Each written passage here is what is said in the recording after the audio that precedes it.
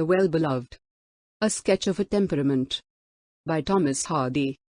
Part 2nd. A young man of 40. Since love will needs that I shall love, of very force I must agree. And since no chance may it remove, in wealth and in adversity, I shall always myself apply, to serve and suffer patiently. Sir T. Wyatt. Part 2. Chapter 1. The old phantom becomes distinct. In the course of these long years, Pierston's artistic emotions were abruptly suspended by the news of his father's sudden death at Sandbourne, whither the stone merchant had gone for a change of air by the advice of his physician. Mr. Pierston, senior, it must be admitted, had been something miserly in his home life, as Marcia had so rashly reminded his son. But he had never stinted Jocelyn. He had been rather a hard taskmaster, though as a paymaster trustworthy, a ready money man, just and ungenerous. To everyone's surprise, the capital he had accumulated in the stone trade was of large amount for a business so unostentatiously carried on, much larger than Jocelyn had ever regarded as possible. While the son had been modelling and shaping his ephemeral fancies into perennial shapes, the father had been persistently chiseling for half a century at the cruder original matter of those shapes, the stern, isolated rock in the channel, and by the aid of his cranes and pulleys, his trolleys and his boats, had sent off his spoil to all parts of Great Britain. When Jocelyn had wound up everything and disposed of the business, as recommended by his father's will, he found himself enabled to add about £80,000 to the £12,000 which he already possessed from professional and other sources. After arranging for the sale of some freehold properties in the island other than quarries, for he did not intend to reside there, he returned to town. He often wondered what had become of Marcia. He had promised never to trouble her, nor for a whole 20 years had he done so, though he had often sighed for her as a friend of sterling common sense in practical difficulties. Her parents were, he believed, dead, and she, he knew, had never gone back to the Isle. Possibly she had formed some new tie abroad, and had made it next to impossible to discover her by her old name. A reposeful time ensued. Almost his first entry into society after his father's death occurred one evening, when, for want of knowing what better to do, he responded to an invitation sent by one of the few ladies of rank whom he numbered among his friends, and set out in a cab for the square wherein she lived during 3 or 4 months of the year. The hansom turned the corner, and he obtained a raking view of the houses along the north side, of which hers was one, with the familiar linkman at the door. There were Chinese lanterns, too, on the balcony. He perceived in a moment that the customary small and early reception had resolved itself on this occasion into something very like great and late. He remembered that there had just been a political crisis, which accounted for the enlargement of the Countess of Channelcliffe's assembly, for hers was one of the neutral or non-political houses at which party politics are more freely agitated than at the professedly party gatherings. There was such a string of carriages that Pierston did not wait to take his turn at the door, but unobtrusively alighted some yards off and walked forward. He had to pause a moment behind the wall of spectators which barred his way, and as he paused some ladies in white cloaks crossed from their carriages to the door on the carpet laid for the purpose. He had not seen their faces, nothing of them but vague forms, and yet he was suddenly seized with a presentiment. Its gist was that he might be going to re-encounter the well-beloved that night. After her recent long hiding she meant to reappear and intoxicate him. That liquid sparkle of her eye, that lingual music, that turn of the head, how well he knew it all, despite the many superficial changes, and how instantly he would recognize it under whatever complexion, contour, accent, height, or carriage that it might choose to masquerade. Pierston's other conjecture, that the night was to be a lively political one, received confirmation as soon as he reached the hall, where a simmer of excitement was perceptible as surplus or overflow from above down the staircase, a feature which he had always noticed to be present when any climax or sensation had been reached in the world of party and faction. "And where have you been keeping yourself so long, young man?" said his hostess archly, when he had shaken hands with her. Pierston was always regarded as a young man, though he was now about 40. "Oh yes, of course, I remember," she added, looking serious in a moment at thought of his loss. The Countess was a woman with a good-natured manner verging on that oft-claimed feminine quality, humor, and was quickly sympathetic. She then began to tell him of a scandal in the political side to which she nominally belonged, one that had come out of the present crisis, and that, as for herself, she had sworn to abjure politics forever on account of it, so that he was to regard her forthwith as a more neutral householder than ever. By this time some more people had surged upstairs, and Pierston prepared to move on. "You are looking for somebody, I can see that," said she. "Yes, a lady," said Pierston. "Tell me her name, and I'll try to think if she's here." "I cannot, I don't know it," he said. "Indeed? What is she like?" "I cannot describe her, not even her complexion or dress." Lady Channicliffe looked about, as if she thought he were teasing her, and he moved on in the current. The fact was that, for a moment, Pierston fancied he had made the sensational discovery that the one he was in search of lurked in the person of the very hostess he had conversed with, who was charming always, and particularly charming tonight. He was just feeling an incipient consternation at the possibility of such a jade's trick in his beloved, who had once before chosen to embody herself as a married woman, though, happily, at that time with no serious results. However, he felt that he had been mistaken, and that the fancy had been solely owing to the highly charged electric condition in which he had arrived by reason of his recent isolation.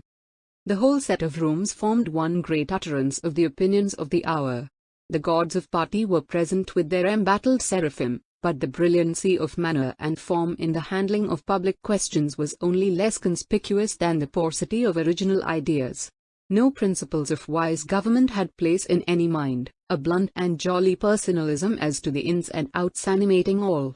But Jocelyn's interest did not run in this stream. He was like a stone in a purling brook, waiting for some peculiar floating object to be brought towards him and to stick upon his mental surface. Thus looking for the next new version of the fair figure, he did not consider at the moment, though he had done so at other times, that this presentiment of meeting her was, of all presentiments, just the sort of one to work out its own fulfillment. He looked for her in the knot of persons gathered round a past Prime Minister who was standing in the middle of the largest room discoursing in the genial, almost jovial, manner natural to him at these times. The 2 or 3 ladies forming his audience had been joined by another in black and white, and it was on her that Pierston's attention was directed, as well as the great statesman's, whose first sheer gaze at her, expressing "Who are you?" almost audibly, changed into an interested, listening look as the few words she spoke were uttered, for the minister differed from many of his standing in being extremely careful not to interrupt a timid speaker, giving way in an instant if anybody else began with him. Nobody knew better than himself that all may learn, and his manner was that of an unconceited man who could catch an idea readily, even if he could not undertake to create one. The lady told her little story. Whatever it was, Jocelyn could not hear it. The statesman laughed. How? The lady blushed. Jocelyn, wrought up to a high tension by the aforesaid presentiment that his Shelley in one shape of many names was about to reappear, paid little heed to the others, watching for a full view of the lady who had won his attention. That lady remained for the present partially screened by her neighbours. A diversion was caused by Lady Channicliffe bringing up somebody to present to the ex-minister. The ladies got mixed, and Jocelyn lost sight of the one whom he was beginning to suspect as the stealthily returned absentee. He looked for her in a kindly young lady of the house, his hostess's relation, who appeared to more advantage that night than she had ever done before, in a sky-blue dress, which had nothing between it and the fair skin of her neck, lending her an unusually soft and sylph-like aspect. She saw him, and they converged. Her look of "What do you think of me now?" was suggested, he knew, by the thought that the last time they met she had appeared under the disadvantage of morning clothes, on a wet day in a country house, where everybody was cross. "I have some new photographs, and I want you to tell me whether they are good," she said. "Mind, you are to tell me truly, and no favor." She produced the pictures from an adjoining drawer, and they sat down together upon an ottoman for the purpose of examination. The portraits, taken by the last fashionable photographer, were very good, and he told her so, but as he spoke and compared them his mind was fixed on something else than the mere judgment. He wondered whether the elusive one were indeed in the frame of this girl. He looked up at her. To his surprise, her mind, too, was on other things bent than on the pictures. Her eyes were glancing away to distant people. She was apparently considering the effect she was producing upon them by this cozy tête-à-tête with Pierston, and upon one in particular, a man of 30, of military appearance, whom Pierston did not know. Quite convinced now that no phantom belonging to him was contained in the outlines of the present young lady, he could coolly survey her as he responded. They were both doing the same thing. Each was pretending to be deeply interested in what the other was talking about, the attention of the two alike flitting away to other corners of the room even when the very point of their discourse was pending. No, he had not seen her yet. He was not going to see her, apparently, tonight. She was scared away by the twanging political atmosphere. But he still moved on searchingly, hardly heeding certain spectral imps other than Aphroditean, who always haunted these places, and jeeringly pointed out that under the white hair of this or that ribanded old man, with a forehead grown wrinkled over treaties which had swayed the fortunes of Europe, with a voice which had numbered sovereigns among its respectful listeners, might be a heart that would go inside a nutshell, that beneath this or that white rope of pearl and pink bosom, might lie the half-lung which had, by hook or by crook, to sustain its possessor above ground till the wedding day.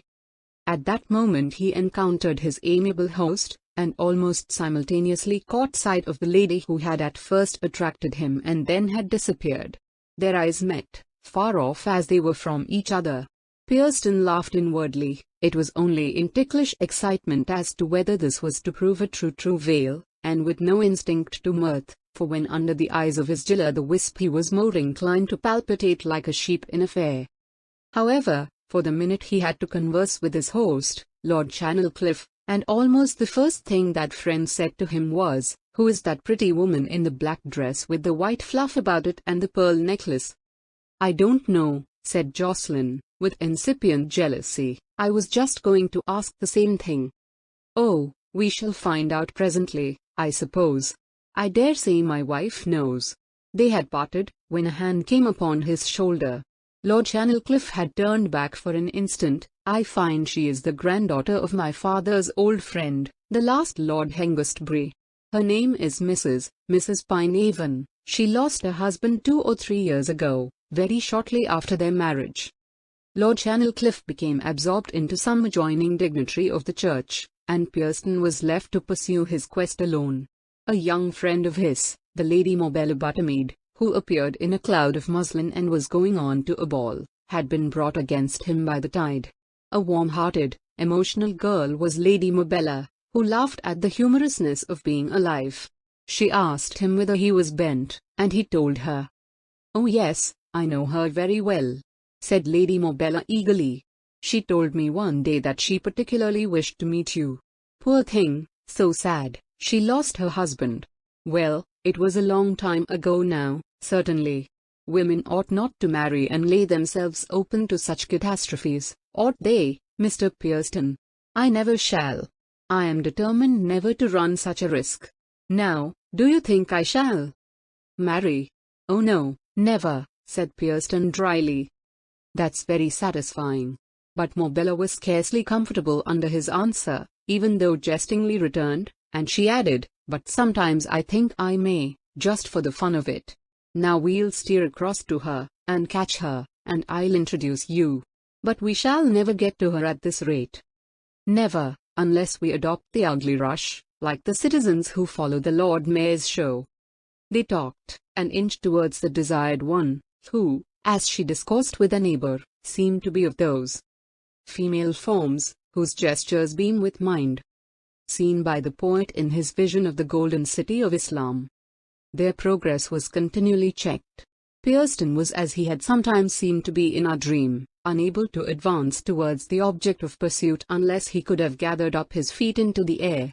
After 10 minutes given to a preoccupied regard of shoulder blades, back hair, glittering headgear, neck napes, moles, hairpins, pearl powder, pimples, minerals cut into facets of many-colored rays, necklace clasps, fans, stays, the 7 styles of elbow and arm, the 13 varieties of ear, and by using the toes of his dress boots as coulters with which he ploughed his way and that of Lady Mobella in the direction they were aiming at, he drew near to Mrs. Pinehaven, who was drinking a cup of tea in the back drawing-room.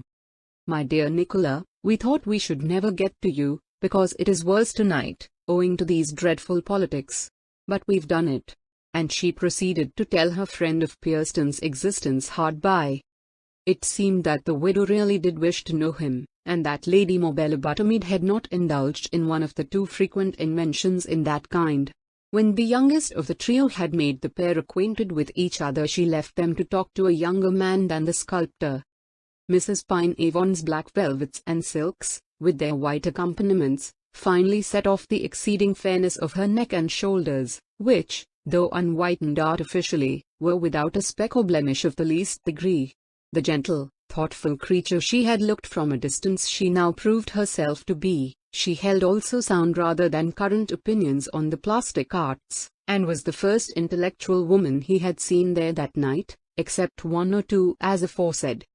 They soon became well acquainted, and at a pause in their conversation noticed the fresh excitement caused by the arrival of some latecomers with more news. The latter had been brought by a rippling, bright-eyed lady in black, who made the men listen to her, whether they would or no. "I'm glad I am an outsider," said Jocelyn's acquaintance, now seated on a sofa beside which he was standing. "I wouldn't be like my cousin, over there, for the world. She thinks her husband will be turned out at the next election, and she's quite wild." "Yes, it is mostly the women who are the gamesters, the men only the cards. The pity is that politics are looked on as being a game for politicians, just as cricket is a game for cricketers, not as the serious duties of political trustees. How few of us ever think or feel that the nation of every country dwells in the cottage, as somebody says." "Yes. Though I wonder to hear you quote that." "Oh, I am of no party, though my relations are. There can be only one best course at all times, and the wisdom of the nation should be directed to finding it, instead of zigzagging in two courses, according to the will of the party which happens to have the upper hand." Having started thus, they found no difficulty in agreeing on many points. When Pierston went downstairs from that assembly at 1:15, and passed under the steaming nostrils of an ambassador's horses to a hansom which waited for him against the railing of the square, he had an impression that the beloved had re-emerged from the shadows, without any hint or initiative from him, to whom, indeed, such re-emergence was an unquestionably awkward thing. In this he was aware, however, that though it might be now, as heretofore, the loved who danced before him, it was the goddess behind her who pulled the string of that jumping Jill. He had lately been trying his artist hand again on the D's form in every conceivable phase and mood. He had become a one-part man, a presenter of her only. But his efforts had resulted in failures. In her implacable vanity she might be punishing him anew for presenting her so deplorably. Part 2. Chapter 2. She draws close and satisfies. He could not forget Mrs. Pinehaven's eyes, though he remembered nothing of her other facial details. They were round, inquiring, luminous. How that chestnut hair of hers had shone! It required no tiara to set it off, like that of the dowager he had seen there, who had put £10,000 upon her head to make herself look worse than she would have appeared with the ninepenny muslin cap of a servant woman. Now the question was, ought he to see her again? He had his doubts.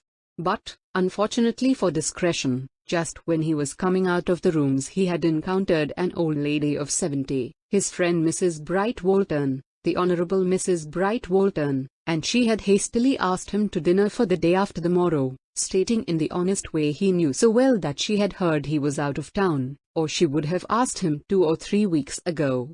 Now, of all social things that Pierston liked, it was to be asked to dinner offhand, as a stopgap in place of some bishop, earl, or under-secretary who couldn't come, and when the invitation was supplemented by the tidings that the lady who had so impressed him was to be one of the guests, he had promised instantly.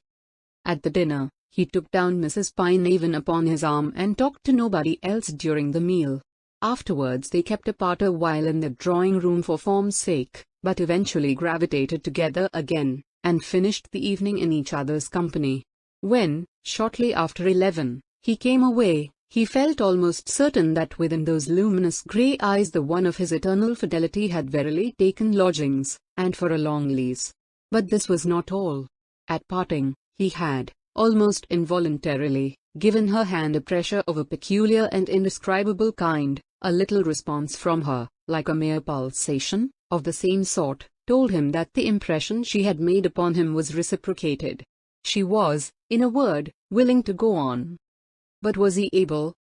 There had not been much harm in the flirtation thus far, but did she know his history, the curse upon his nature?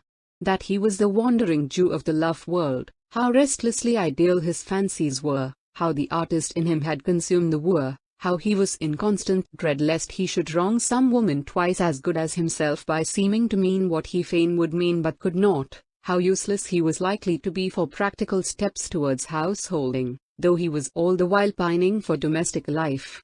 He was now over 40, she was probably 30, and he dared not make unmeaning love with the careless selfishness of a younger man. It was unfair to go further without telling her, even though, hitherto, such explicitness had not been absolutely demanded. He determined to call immediately on the new incarnation. She lived not far from the long, fashionable Hamptonshire Square, and he went thither with expectations of having a highly emotional time, at least. But somehow the very bell-pull seemed cold, although she had so earnestly asked him to come. As the house spoke, so spoke the occupant, much to the astonishment of the sculptor. The doors he passed through seemed as if they had not been opened for a month, and entering the large drawing-room, he beheld, in an armchair, in the far distance, a lady whom he journeyed across the carpet to reach, and ultimately did reach. To be sure it was Mrs. Nicola Pinehaven, but frosted over indescribably. Raising her eyes in a slightly inquiring manner from the book she was reading, she leant back in the chair, as if soaking herself in luxurious sensations which had nothing to do with him, and replied to his greeting with a few commonplace words. The unfortunate Jocelyn, though recuperative to a degree, was at first terribly upset by this reception. He had distinctly begun to love Nicola, and he felt sick and almost resentful. But happily his affection was incipient as yet, and a sudden sense of the ridiculous in his own position carried him to the verge of risibility during the scene. She signified a chair, and began the critical study of some rings she wore. They talked over the day's news, and then an organ began to grind outside. The tune was a rollicking air he had heard at some music hall, and, by way of a diversion, he asked her if she knew the composition. "No, I don't," she replied. "Now, I'll tell you all about it," said he gravely. "It is based on a sound old melody called the Jilt's hornpipe. Just as they turn Madeira into port in the space of a single night, so this old air has been taken and doctored, and twisted about, and brought out as a new popular ditty. Indeed, if you are in the habit of going much to the music halls or the burlesque theatres, yes, you would find this is often done, with excellent effect."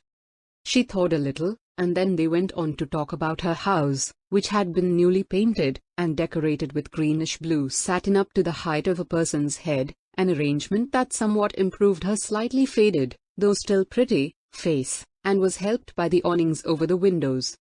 "Yes, I have had my house some years," she observed complacently, "and I like it better every year." "Don't you feel lonely in it sometimes?" "Oh, never." However, before he rose she grew friendly to some degree, and when he left, just after the arrival of 3 opportune young ladies, she seemed regretful. She asked him to come again, and he thought he would tell the truth. "No, I shall not care to come again," he answered, in a tone inaudible to the young ladies. She followed him to the door. "What an uncivil thing to say," she murmured in surprise.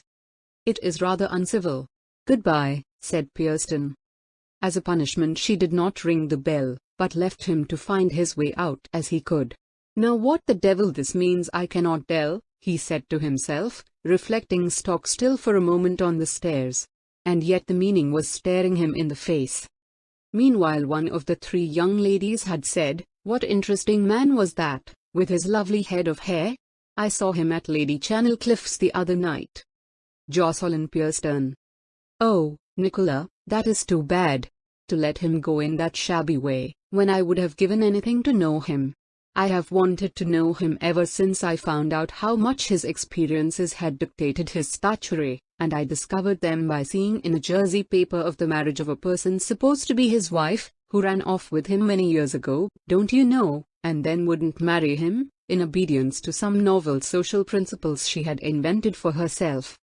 "Oh, didn't he marry her?" said Mrs. Pynaven, with a start.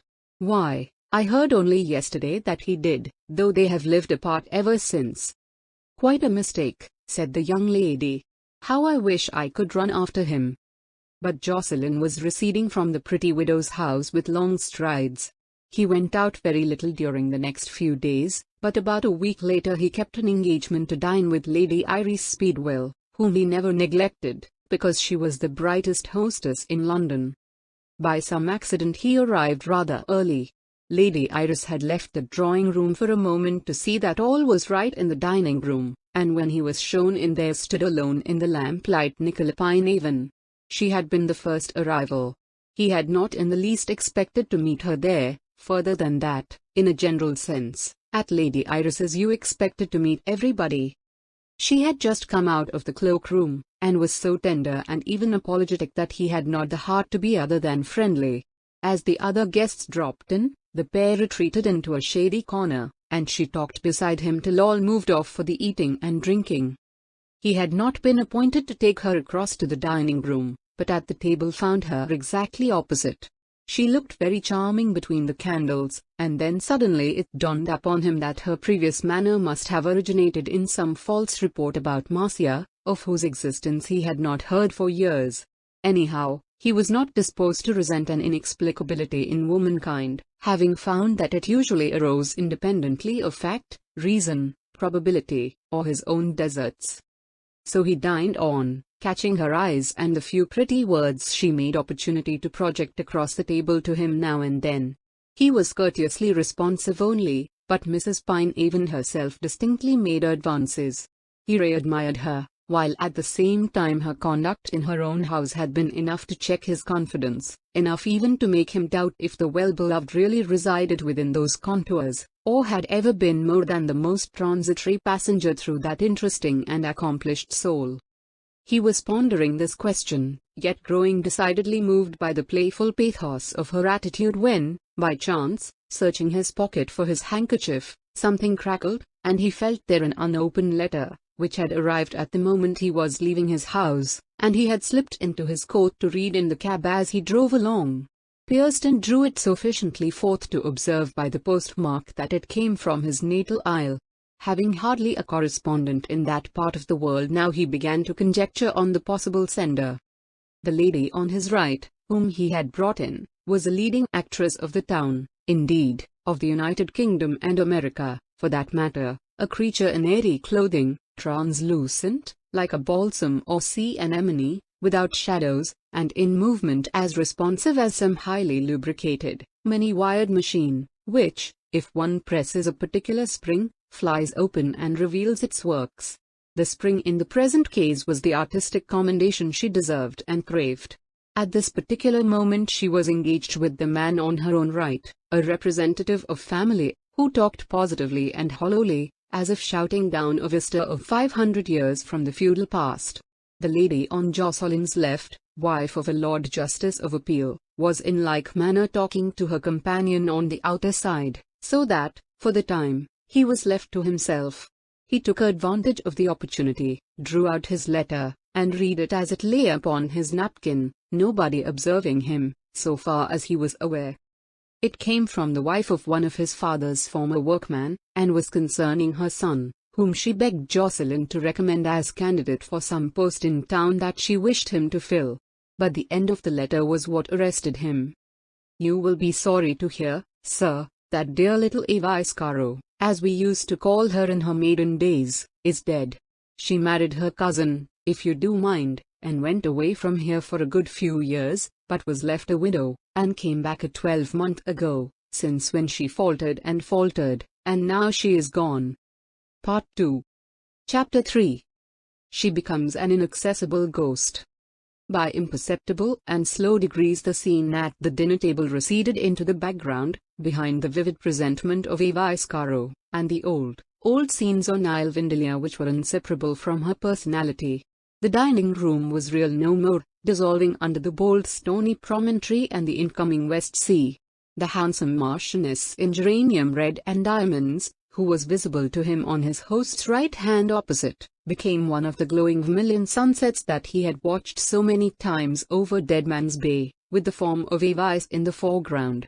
Between his eyes and the judge who sat next to Nicola, with a chin so raw that he must have shaved every quarter of an hour during the day, intruded the face of Avice, as she had glanced at him in their last parting.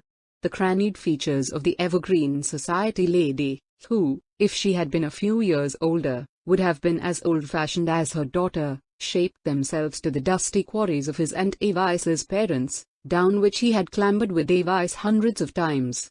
The ivy trailing about the tablecloth, the lights in the tall candlesticks, and the bunches of flowers, were transmuted into the ivies of the cliff-built castle, the tufts of seaweed, and the lighthouses on the isle.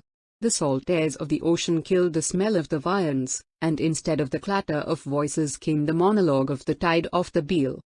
More than all, Nicola Pine even lost the blooming radiance which she had latterly acquired. She became a woman of his acquaintance with no distinctive traits. She seemed to grow material, a superficies of flesh and bone merely, a person of lines and surfaces. She was a language in living cipher no more.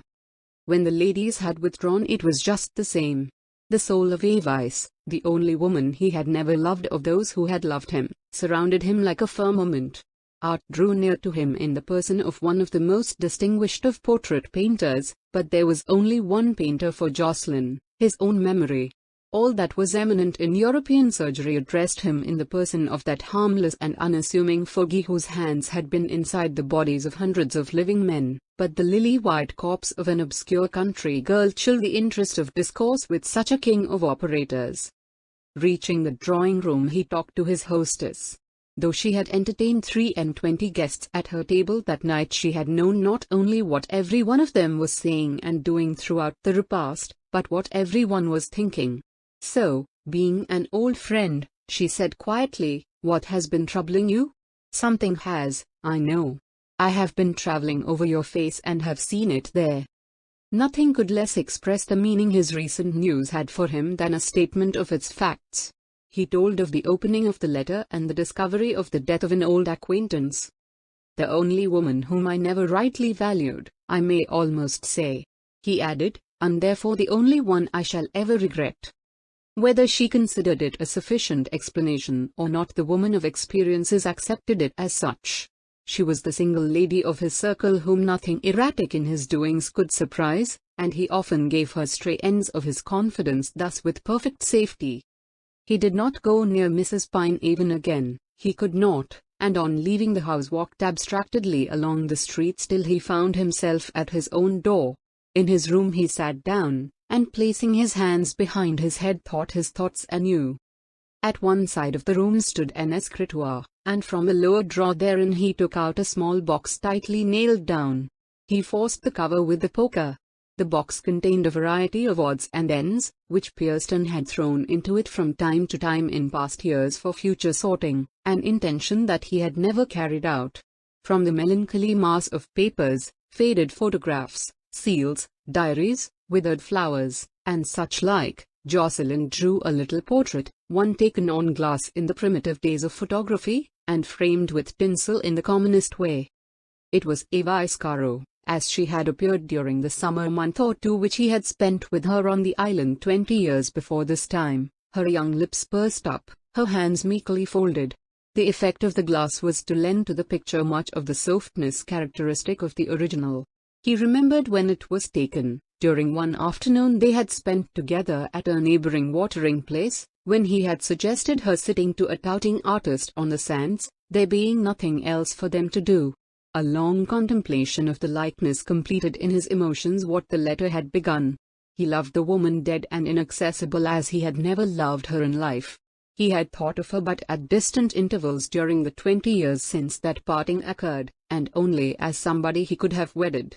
Yet now the times of youthful friendship with her, in which he had learned every note of her innocent nature, flamed up into a yearning and passionate attachment, embittered by regret beyond words.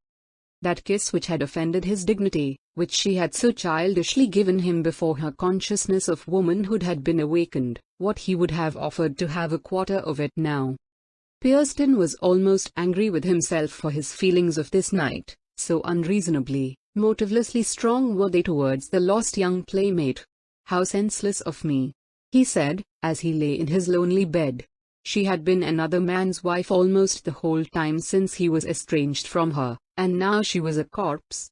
Yet the absurdity did not make his grief the less, and the consciousness of the intrinsic, almost radiant, purity of this new-sprung affection for a flown spirit forbade him to check it. The flesh was absent altogether, it was love rarefied and refined to its highest atter. He had felt nothing like it before.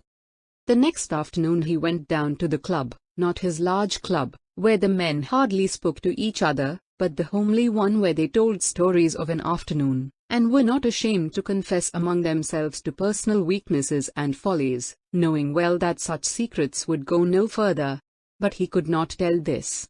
So volatile and intangible was the story that to convey it in words would have been as hard as to cage a perfume. They observed his altered manner, and said he was in love. Pierston admitted that he was, and there it ended. When he reached home he looked out of his bedroom window, and began to consider in what direction from where he stood that darling little figure lay. It was straight across there, under the young pale moon. The symbol signified well. The divinity of the silver bow was not more excellently pure than she, the lost, had been. Under that moon was the island of ancient slingers, and on the island a house, framed from mullions to chimney top like the isle itself, of stone. Inside the window, the moonlight irradiating her winding sheet, lay Avice, reached only by the faint noises inherent in the isle, the tink-tink of the chisels in the quarries, the surging of the tides in the bay, and the muffled grumbling of the currents in the never-pacified race. He began to divine the truth. Avice, the departed one, though she had come short of inspiring a passion, had yet possessed a ground quality absent from her rivals, without which it seemed that a fixed and full-rounded constancy to a woman could not flourish in him. Like his own, her family had been islanders for centuries, from Norman, Anglian, Roman, Balearic British times. Hence in her nature, as in his, was some mysterious ingredient sucked from the isle, otherwise a racial instinct necessary to the absolute unison of a pair. Thus, though he might never love a woman of the island race, for lack in her of the desired refinement, he could not love Long Akimblin, a woman other than of the island race, for her lack of this groundwork of character. Such was Pierston's view of things. Another fancy of his, an artist's superstition merely, may be mentioned.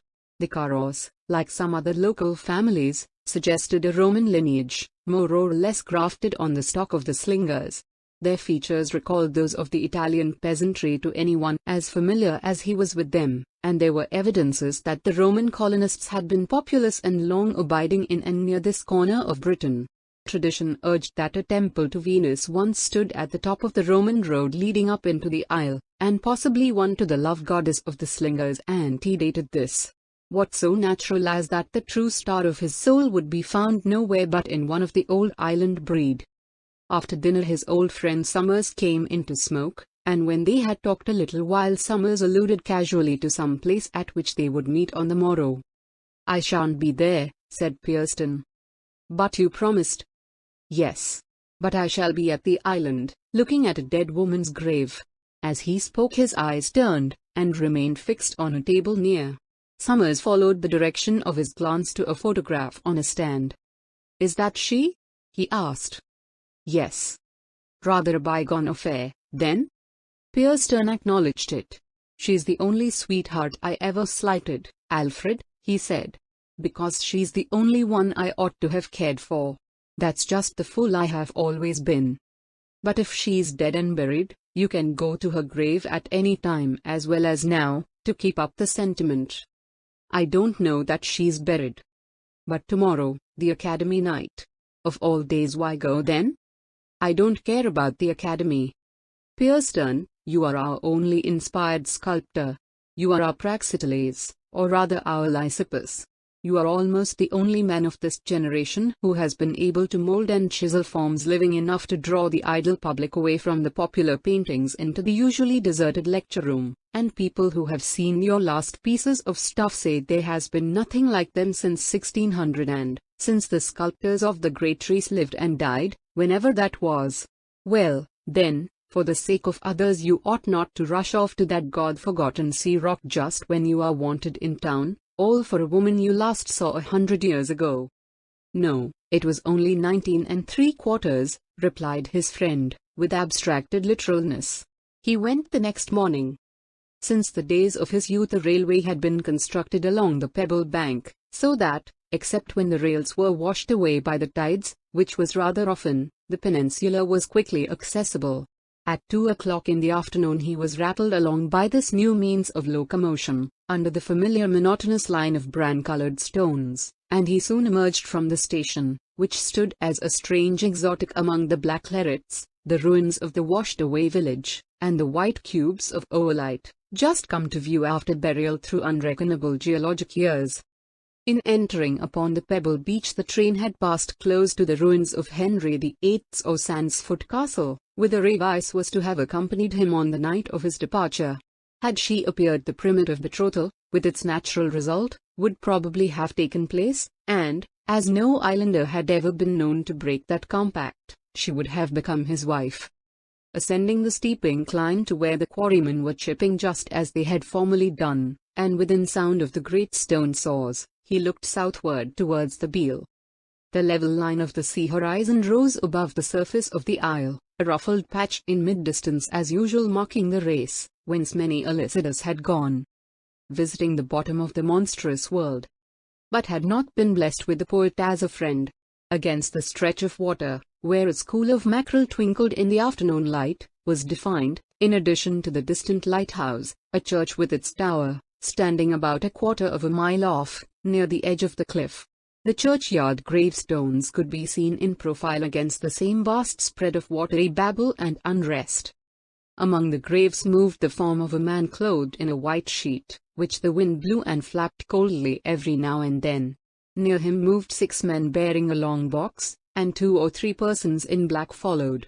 The coffin, with its 12 legs, crawled across the aisle, while around and beneath it the flashing lights from the sea and the school of mackerel were reflected, a fishing boat, far out in the channel, being momentarily discernible under the coffin also.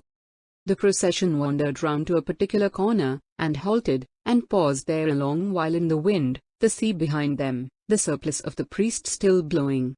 Jocelyn stood with his hat off. He was present, though he was 1/4 mile off, and he seemed to hear the words that were being said, though nothing but the wind was audible.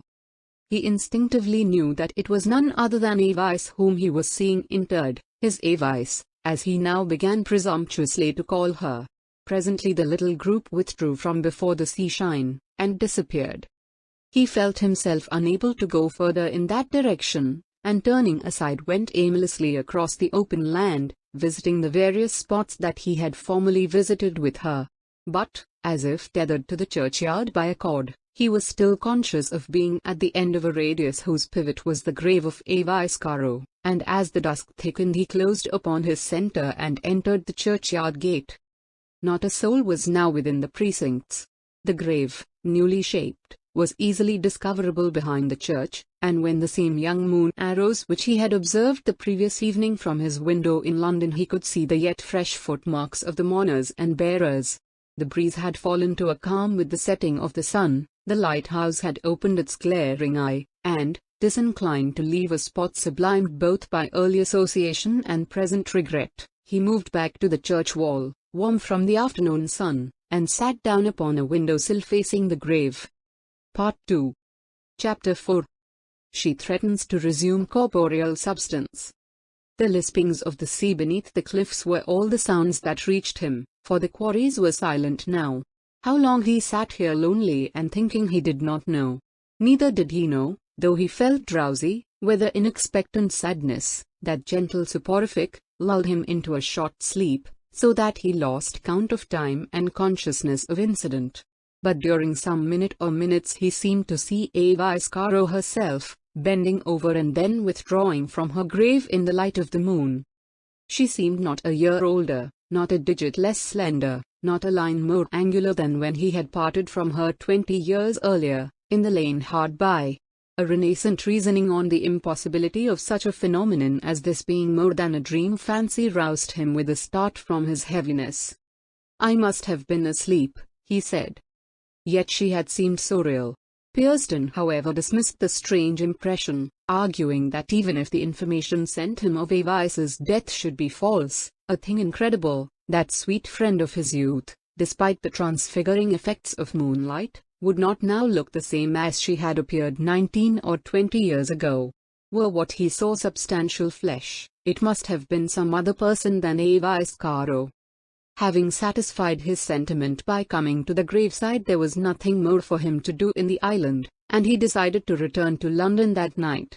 But some time remaining still on his hands, Jocelyn by a natural instinct turned his feet in the direction of East Quarriers, the village of his birth and of hers.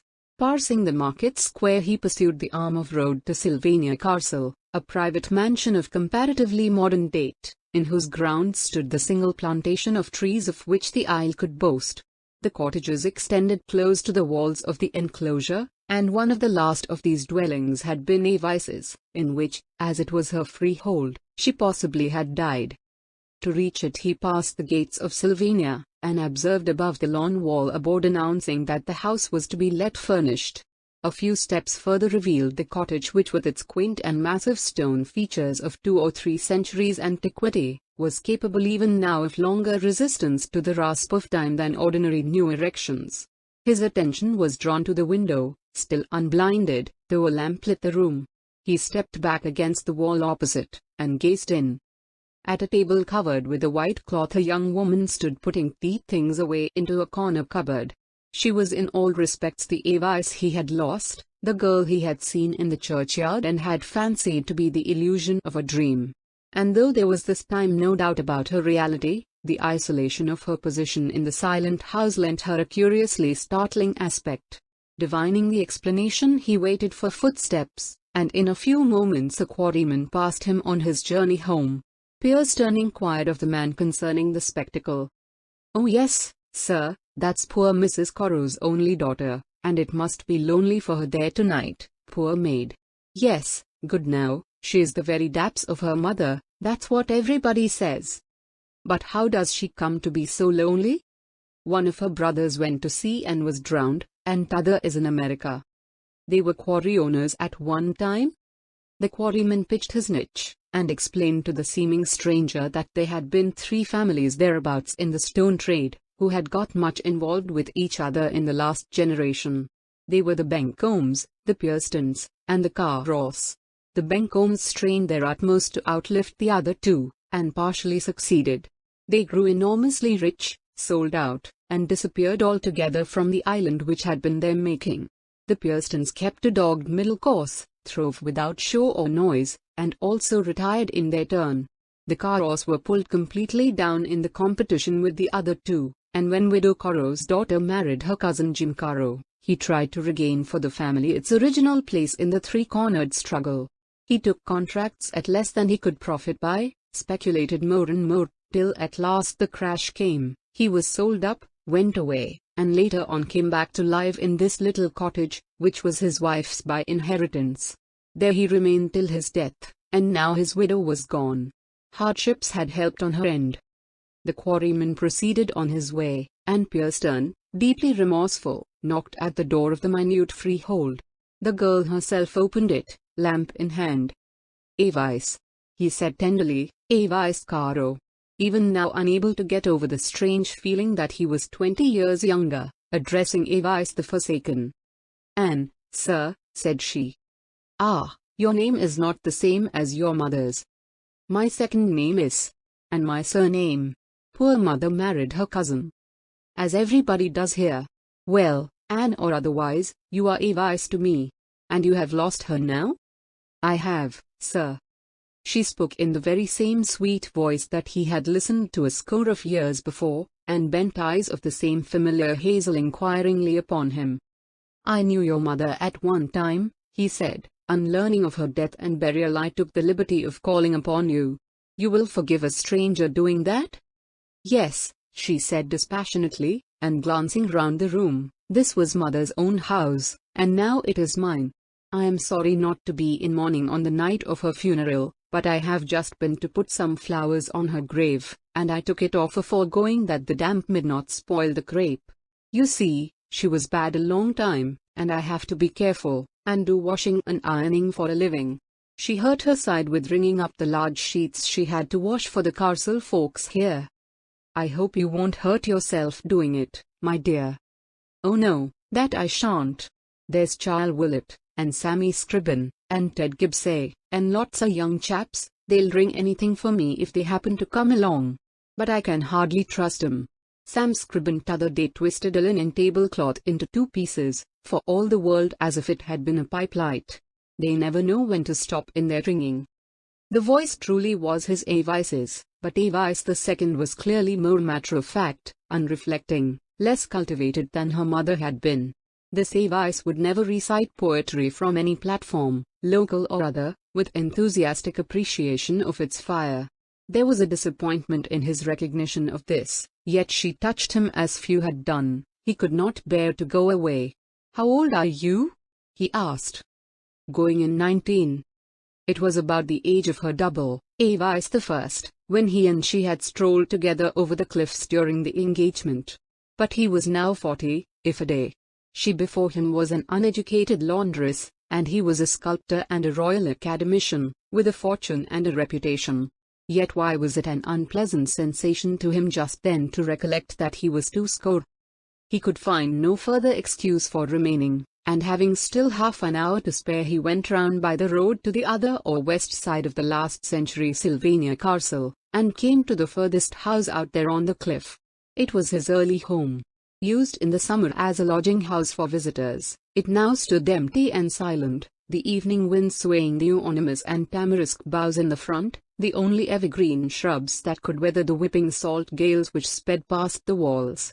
Opposite the house, far out at sea, the familiar lightship winked from the sandbank, and all at once there came to him a wild wish, that, instead of having an artist's reputation, he could be living here an illiterate and unknown man, wooing, and in a fair way of winning, the pretty laundress in the cottage hard by.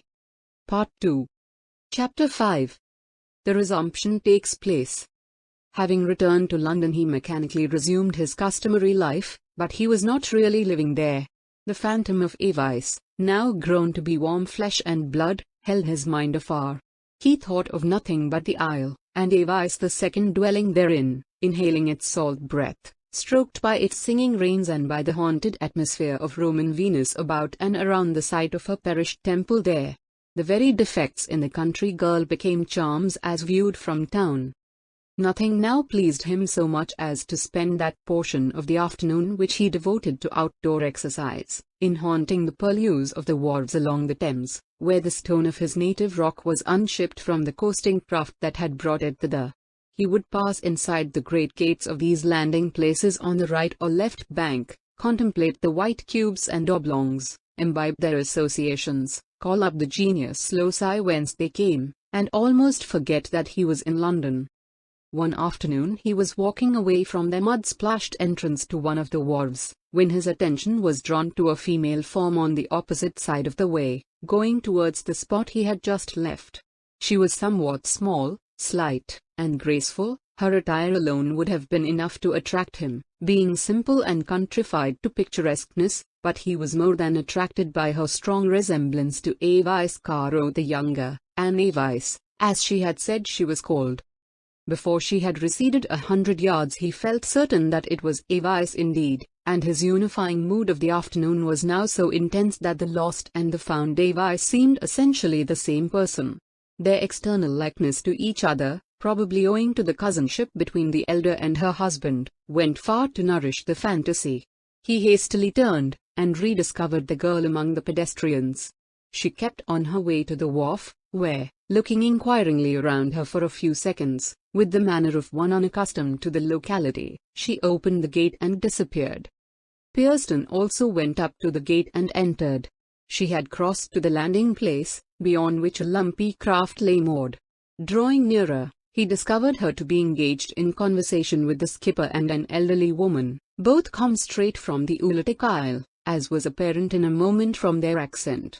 Pierston felt no hesitation in making himself known as a native, the ruptured engagement between Avice's mother and himself 20 years before having been known to few or none now living.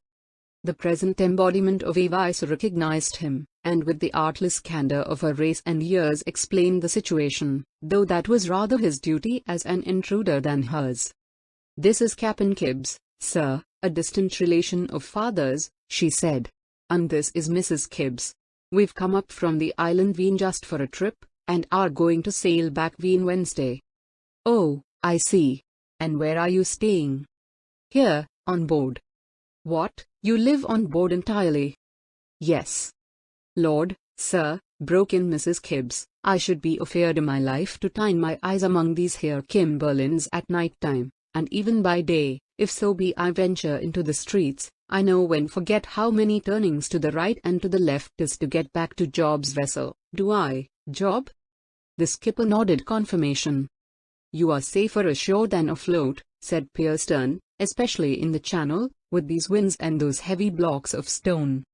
"Well," said Captain Gibbs, after privately clearing something from his mouth, "as to the winds, there isn't much danger in them at this time o' year. 'Tis the ocean-bound steamers that make the risk to craft like ours. If you happen to be in their course, under you go, cut clean in 2 pieces, and they never lying to haul in your carcasses, and nobody to tell the tale." Pierston turned to Avice, wanting to say much to her, yet not knowing what to say. He lamely remarked at last, "You go back the same way, Avice?" "Yes, sir." "Well, take care of yourself afloat." "Oh yes. I hope I may see you again soon, and talk to you." "I hope so, sir." He could not get further, and after a while Pierston left them, and went away thinking of Avice more than ever. The next day he mentally timed them down the river, allowing for the pause to take in ballast, and on the Wednesday pictured the sail down the open sea. That night he thought of the little craft under the bows of the huge steam vessels, powerless to make itself seen or heard, and Avice, now growing inexpressibly dear, sleeping in her little berth at the mercy of 1,000 chance catastrophes. Honest perception had told him that this Avice, fairer than her mother in face and form, was her inferior in soul and understanding. Yet the fervor which the first could never kindle in him was, almost to his alarm, burning up now. He began to have misgivings as to some queer trick that his migratory beloved was about to play him, or rather the capricious divinity behind that ideal lady. A gigantic satire upon the mutations of his nymph during the past 20 years seemed looming in the distance. A forsaking of the accomplished and well-connected Mrs. Pinehaven for the little laundress, under the traction of some mystic magnet which had nothing to do with reason, surely that was the form of the satire. But it was recklessly pleasant to leave the suspicion unrecognized as yet, and follow the lead. In thinking how best to do this, Pierston recollected that, as was customary when the summertime approached, Sylvania Castle had been advertised for letting furnished. A solitary dreamer like himself, whose wants all lay in an artistic and ideal direction, did not require such gaunt accommodation as the aforesaid residence offered, but the spot was all, and the expenses of a few months of tenancy therein he could well afford. A letter to the agent was dispatched that night, and in a few days Jocelyn found himself the temporary possessor of a place which he had never seen the inside of since his childhood, and had then deemed the abode of unpleasant ghosts. Part 2. Chapter 6. The past shines in the present. It was the evening of Pierston's arrival at Sylvania Castle, a dignified manor house in a nook by the cliffs, with modern castellations and battlements, and he had walked through the rooms, about the lawn, and into the surrounding plantation of elms, which on this island of treeless rock lent a unique character to the enclosure. In name, nature, and accessories the property within the girdling wall formed a complete antithesis to everything in its precincts. To find other trees between Pebblebank and Beale, it was necessary to recede a little in time, to dig down to a loose stratum of the underlying stone beds, where a forest of conifers lay as petrifactions, their heads all in one direction, as blown down by a gale in the secondary geologic epoch. Dusk had closed in, and he now proceeded with what was, after all, the real business of his sojourn. The two servants who had been left to take care of the house were in their own quarters, and he went out unobserved. Crossing a hollow overhung by the budding boughs, he approached an empty garden house of Elizabethan design, which stood on the outer wall of the grounds, and commanded by a window the fronts of the nearest cottages. Among them was the home of the resuscitated Avice.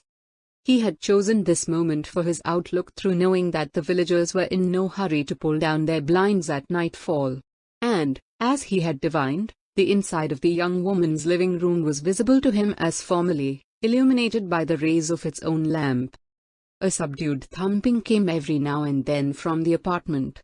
She was ironing linen on a flannel tablecloth, a row of such apparel hanging on a clothes horse by the fire.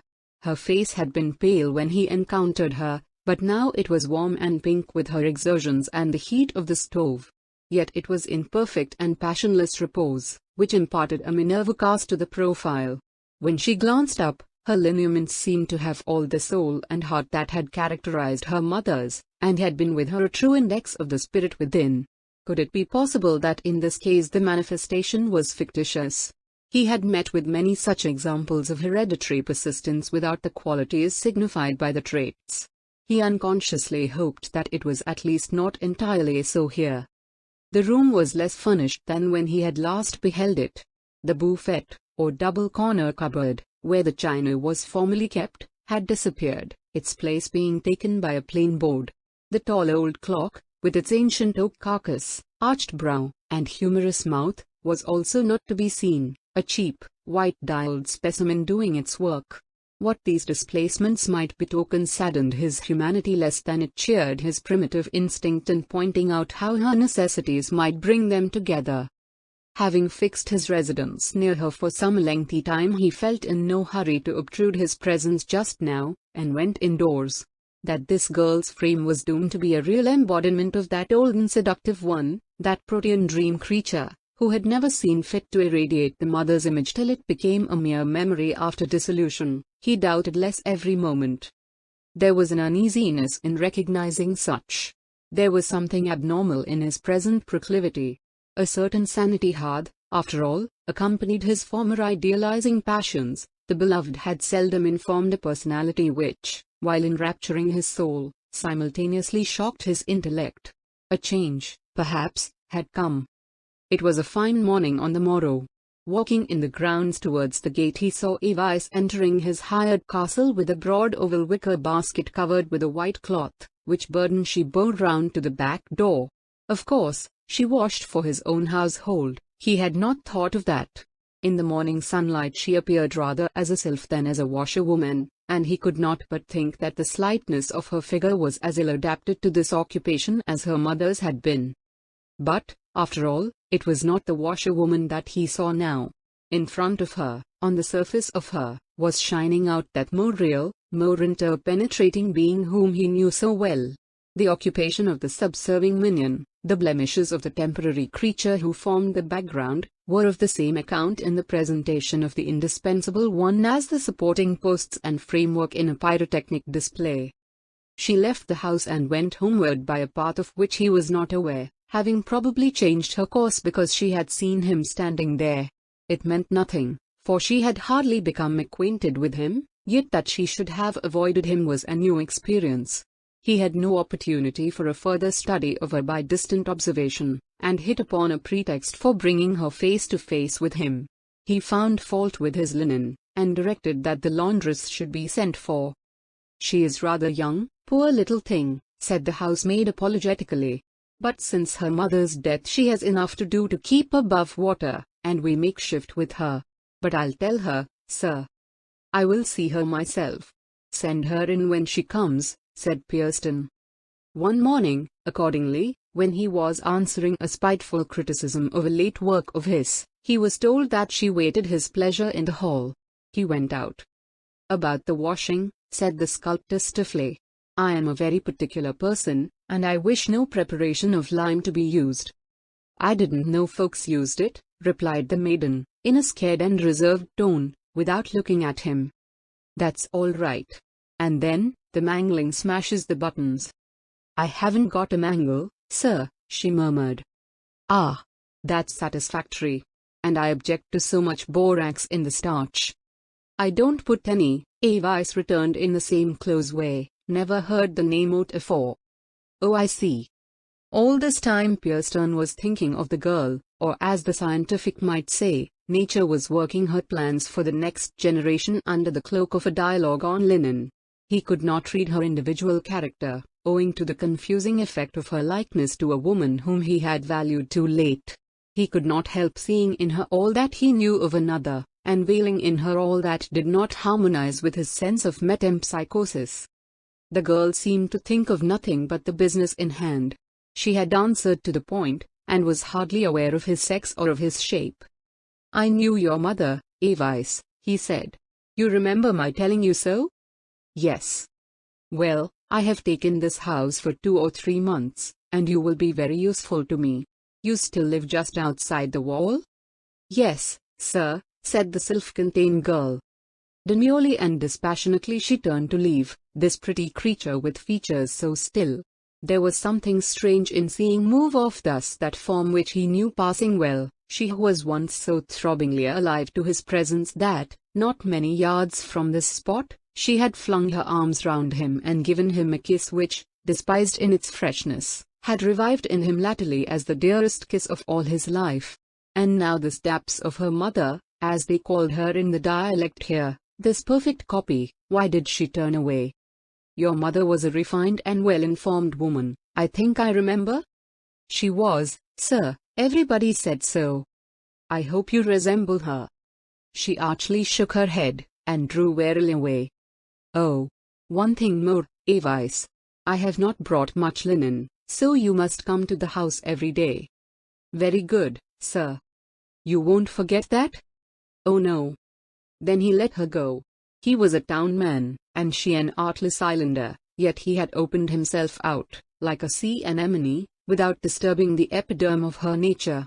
It was monstrous that a maiden who had assumed the personality of her of his tenderest memory should be so impervious. Perhaps it was he who was wanting. Avice might be passion masking as indifference, because he was so many years older in outward show. This brought him to the root of it. In his heart he was not a day older than when he had wooed the mother at the daughter's present age. His record moved on with the years, his sentiments stood still. When he beheld those of his fellows who were defined as buffers and fogies, imperturbable, matter-of-fact, slightly ridiculous beings, past masters in the art of populating homes, schools, and colleges, and present adepts in the science of giving away brides, how he envied them, assuming them to feel as they appeared to feel, with their commerce and their politics, their glasses and their pipes. They had got past the distracting currents of passionateness, and were in the calm waters of middle-aged philosophy.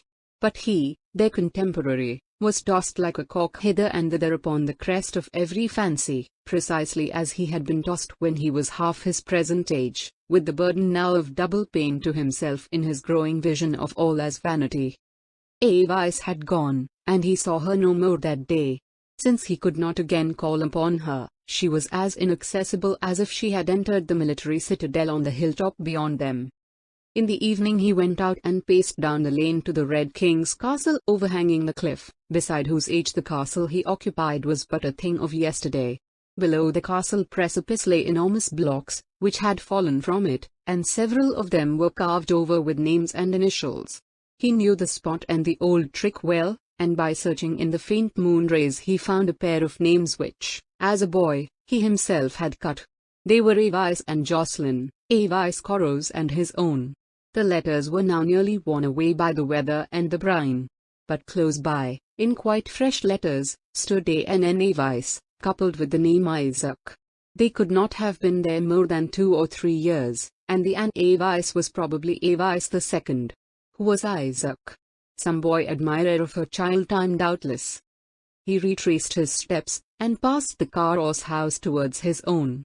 The revivified Avice animated the dwelling, and the light within the room fell upon the window. She was just inside that blind. Whenever she unexpectedly came to the castle he started, and lost placidity. It was not at her presence as such, but at the new condition, which seemed to have something sinister in it. On the other hand, the most abrupt encounter with him moved her to no emotion as it had moved her prototype in the old days. She was indifferent to, almost unconscious of, his propinquity. He was no more than a statue to her, she was a growing fire to him. A sudden sapphic terror of love would ever and anon come upon the sculptor, when his matured reflecting powers would insist upon informing him of the fearful lapse from reasonableness that lay in this infatuation. It threw him into a sweat. What if now, at last, he were doomed to do penance for his past emotional wanderings, in a material sense, by being chained in fatal fidelity to an object that his intellect despised?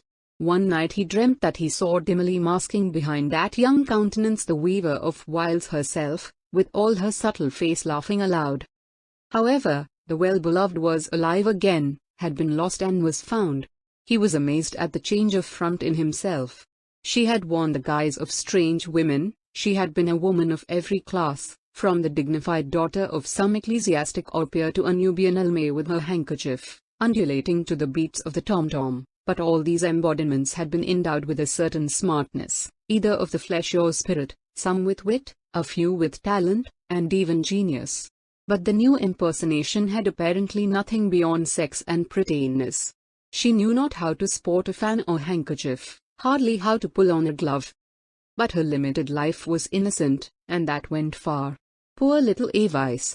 Her mother's image, there it all lay. After all, her parentage was as good as his own. It was misfortune that had sent her down to this. Odd as it seemed to him, her limitations were largely what he loved her for. Her rejuvenating power over him had ineffable charm. He felt as he had felt when standing beside her predecessor, but, alas, he was 20 years further on towards the shade. Part 2. Chapter 7. The new becomes established. A few mornings later he was looking through an upper back window over a screened part of the garden. The door beneath him opened, and a figure appeared tripping forth. She went round out of sight to where the gardener was at work, and presently returned with a bunch of green stuff fluttering in each hand. It was Avice, her dark hair now braided up snugly under a cap. She sailed on with a rapt and unconscious face, her thoughts 1,000 removes from him. How she had suddenly come to be an inmate of his own house he could not understand, till he recalled the fact that he had given the castle servants a whole holiday to attend a review of the yeomanry in the watering place over the bay, on their stating that they could provide a temporary substitute to stay in the house. They had evidently called in Avice. To his great pleasure he discovered their opinion of his requirements to be such a mean one that they had called in no one else. The spirit, as she seemed to him, brought his lunch into the room where he was writing, and he beheld her uncover it. She went to the window to adjust a blind which had slipped, and he had a good view of her profile. It was not unlike that of one of the three goddesses in Rubens's Judgment of Paris, and in contour was nigh perfection. But it was in her full face that the vision of her mother was most apparent. "Did you cook all this, Avice?" he asked, arousing himself. She turned and half smiled, merely murmuring, "Yes, sir." Well he knew the arrangement of those white teeth. In the junction of two of the upper ones there was a slight irregularity. No stranger would have noticed it, nor would he, but that he knew of the same mark in her mother's mouth, and looked for it here. Till Avice the second had revealed it this moment by her smile. He had never beheld that mark since the parting from Avice the first, when she had smiled under his kiss as the copy had done now. Next morning, when dressing, he heard her through the rickety floor of the building engaged in conversation with the other servants.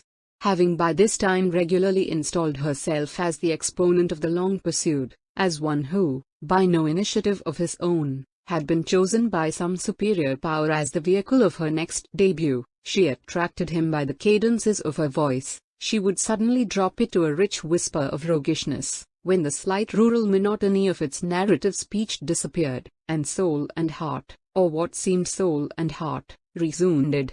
The charm lay in the intervals, using that word in its musical sense. She would say a few syllables in one note, and end her sentence in a soft modulation upwards, then downwards, then into her own note again. The curve of sound was as artistic as any line of beauty ever struck by his pencil, as satisfying as the curves of her who was the world's desire. The subject of her discourse he cared nothing about, it was no more his interest than his concern. He took special pains that in catching her voice he might not comprehend her words. To the tones he had a right, none to the articulations. By degrees he could not exist long without this sound. On Sunday evening he found that she went to church. He followed behind her over the open road, keeping his eye on the little hat with its bunch of cock's feathers as on a star. When she had passed in, Pierston observed her position and took a seat behind her. Engaged in the study of her ear and the nape of her white neck, he suddenly became aware of the presence of a lady still further ahead in the aisle, whose attire, though of black materials in the quietest form, was of a cut which rather suggested London than this ultimate Hewley. For the minute he forgot, in his curiosity, that Avice intervened. The lady turned her head somewhat, and, though she was veiled with unusual thickness for the season, he seemed to recognize Nicola Pinehaven in the form. Why should Mrs. Pinehaven be there? Pierston asked himself, if it should, indeed, be she. The end of the service saw his attention again concentrated on Avice to such a degree that at the critical moment of moving out he forgot the mysterious lady in front of her, and found that she had left the church by the side door. Supposing it to have been Mrs. Pinehaven, she would probably be discovered staying at one of the hotels at the watering place over the bay, and to have come along the pebble bank to the island as so many did, for an evening drive. For the present, however, the explanation was not forthcoming, and he did not seek it. When he emerged from the church, the great placid eye of the lighthouse at the Beale Point was open, and he moved thitherward a few steps to escape Nicola, or her double, and the rest of the congregation. Turning at length, he hastened homeward along the now deserted trackway, intending to overtake the revitalized Avice. But he could see nothing of her, and concluded that she had walked too fast for him. Arrived at his own gate he paused a moment, and perceived that Avice's little freehold was still in darkness. She had not come. He retraced his steps, but could not find her, the only persons on the road being a man and his wife, as he knew them to be though he could not see them, from the words of the man. If you had not already married me, you'd cut my acquaintance. That's a pretty thing for a wife to say.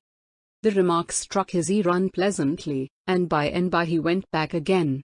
Avice's cottage was now lighted. She must have come round by the other road. Satisfied that she was safely domiciled for the night, he opened the gate of Sylvania Castle and retired to his room also. Eastward from the grounds the cliffs were rugged and the view of the opposite coast picturesque in the extreme. A little door from the lawn gave him immediate access to the rocks and shore on this side. Without the door was a dip well of pure water, which possibly had supplied the inmates of the adjoining and now ruinous Red King's Castle at the time of its erection. On a sunny morning he was meditating here when he discerned a figure on the shore below spreading white linen upon the pebbly strand. Jocelyn descended. Avice, as he had supposed, had now returned to her own occupation. Her shapely pink arms, though slight, were plump enough to show dimples at the elbows, and were set off by her purple cotton print, which the shore breeze licked and tantalized. He stood near, without speaking. The wind dragged a shirt sleeve from the popple or pebble which held it down. Pierston stooped and put a heavier one in its place. "Thank you," she said quietly. She turned up her hazel eyes, and seemed gratified to perceive that her assistant was Pierston. She had plainly been so wrapped in her own thoughts, gloomy thoughts, by their signs, that she had not considered him till then. The young girl continued to converse with him in friendly frankness, showing neither ardor nor shyness. As for love, it was evidently further from her mind than even death and dissolution. When one of the sheets became intractable, Jocelyn said, "Do you hold it down, and I'll put the popples." She acquiesced, and in placing a pebble his hand touched hers. It was a young hand, rather long and thin, a little damp and cordled from her slopping.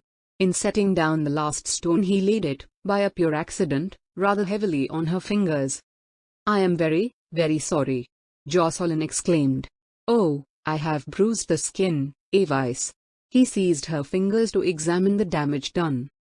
"No, sir, you haven't," she cried luminously, allowing him to retain her hand without the least objection. "Why, that's where I scratched it this morning with a pin. You didn't hurt me a bit with the popple stone." Although her gown was purple, there was a little black crepe bow upon each arm. He knew what it meant, and it saddened him. "Do you ever visit your mother's grave?" he asked. "Yes, sir, sometimes. I am going there tonight to water the daisies." She had now finished here, and they parted. That evening, when the sky was red, he emerged by the garden door and passed her house. The blinds were not down, and he could see her sewing within. While he paused, she sprang up as if she had forgotten the hour, and tossed on her hat. Jocelyn strode ahead and round the corner, and was halfway up the straggling street before he discerned her little figure behind him. He hastened past the lads and young women with clinking buckets who were drawing water from the fountains by the wayside, and took the direction of the church. With the disappearance of the sun, the lighthouse had again set up its flame against the sky, the dark church rising in the foreground. Here he allowed her to overtake him. "You loved your mother much?" said Jocelyn. "I did, sir, of course I did," said the girl, who tripped so lightly that it seemed he might have carried her on his hand. Pierston wished to say, "So did I," but did not like to disclose events which she, apparently, never guessed. Avice fell into thought, and continued. "Mother had a very sad life for some time when she was about as old as I. I should not like mine to be as hers. Her young man proved false to her because she wouldn't agree to meet him one night, and it grieved Mother almost all her life. I wouldn't have fretted about him, if I'd been she. She would never name his name, but I know he was a wicked, cruel man, and I hate to think of him."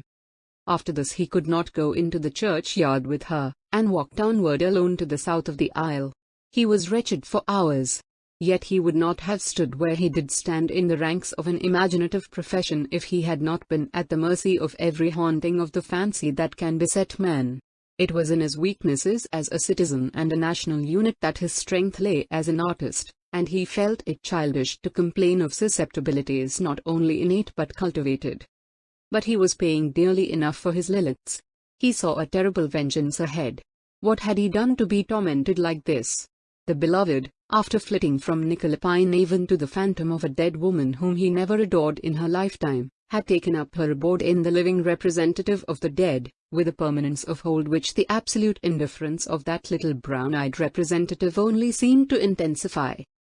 Did he really wish to proceed to marriage with this chit of a girl? He did. The wish had come at last. It was true that as he studied her he saw defects in addition to her social insufficiencies. Judgment, hoodwinked as it was, told him that she was colder in nature, commoner in character, than that well-read, bright little woman Avice the First. But 20 years make a difference in ideals, and the added demands of middle age in physical form are more than balanced by its concessions as to the spiritual content. He looked at himself in the glass, and felt glad at those inner deficiencies in Avice which formerly would have impelled him to reject her. There was a strange difference in his regard of his present folly and of his love in his youthful time. Now he could be mad with method, knowing it to be madness, then he was compelled to make believe his madness wisdom. In those days any flash of reason upon his loved one's imperfections was blurred over hastily and with fear. Such penetrative vision now did not cool him. He knew he was the creature of a tendency, and passively acquiesced. To use a practical eye, it appeared that, as he had once thought, this Caro family, though it might not for centuries, or ever, furbish up an individual nature which would exactly, ideally, supplement his own imperfect one and round with it the perfect whole, was yet the only family he had ever met, or was likely to meet, which possessed the materials for her making. It was as if the Caros had found the clay but not the potter, while other families whose daughters might attract him had found the potter but not the clay. Part 2. Chapter 8. His own soul confronts him. From his roomy castle and its grounds and the cliffs hard by he could command every move and aspect of her who was the rejuvenated spirit of the past to him, in the effulgence of whom all sordid details were disregarded. Among other things he observed that she was often anxious when it rained. If, after a wet day, a golden streak appeared in the sky over Dead Man's Bay, under a lid of cloud, Her manner was joyous and her tread light.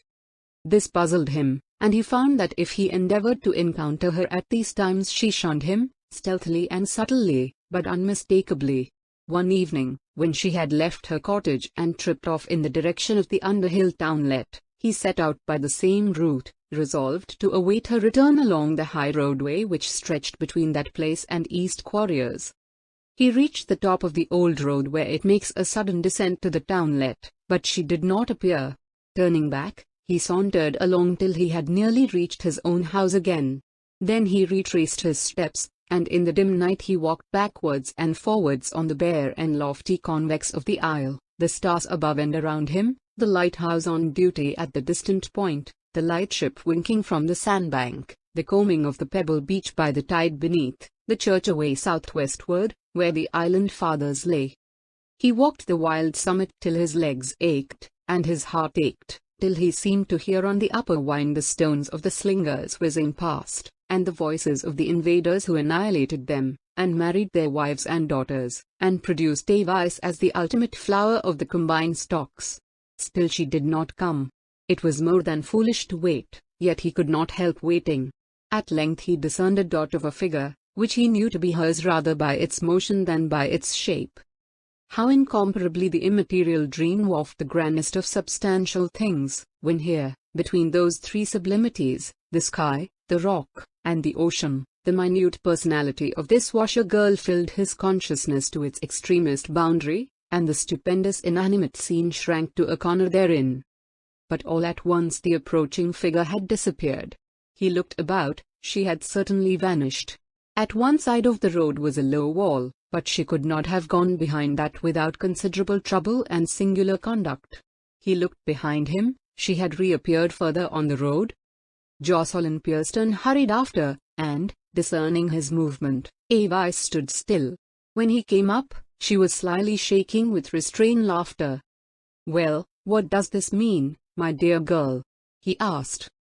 Her inner mirth escaping in spite of her, she turned askance and said, "When you was following me to Streeter Wells, 2 hours ago, I looked round and saw you, and hurried behind a stone. You passed and brushed my frock without seeing me. And when, on my way back along, I saw you waiting hereabout again, I slipped over the wall, and ran past you. If I had not stopped and looked round at ye, you would never have catched me." "What did you do that for, you elf?" "That you shouldn't find me." "That's not exactly a reason." "Give another, dear Avice," he said, as he turned and walked beside her homeward. She hesitated.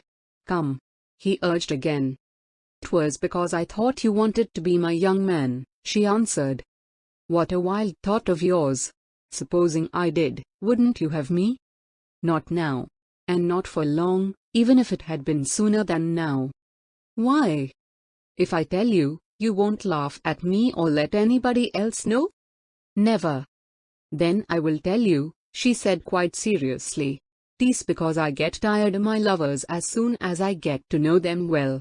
What I see in one young man for a while soon leaves him and goes into another yonder, and I follow, and then what I admire fades out of him and springs up somewhere else, and so I follow on, and never fix to one.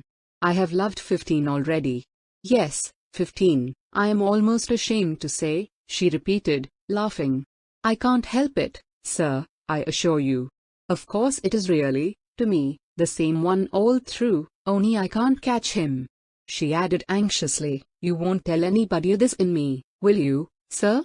Because if it were known I am afraid no man would like me." Pierston was surprised into stillness.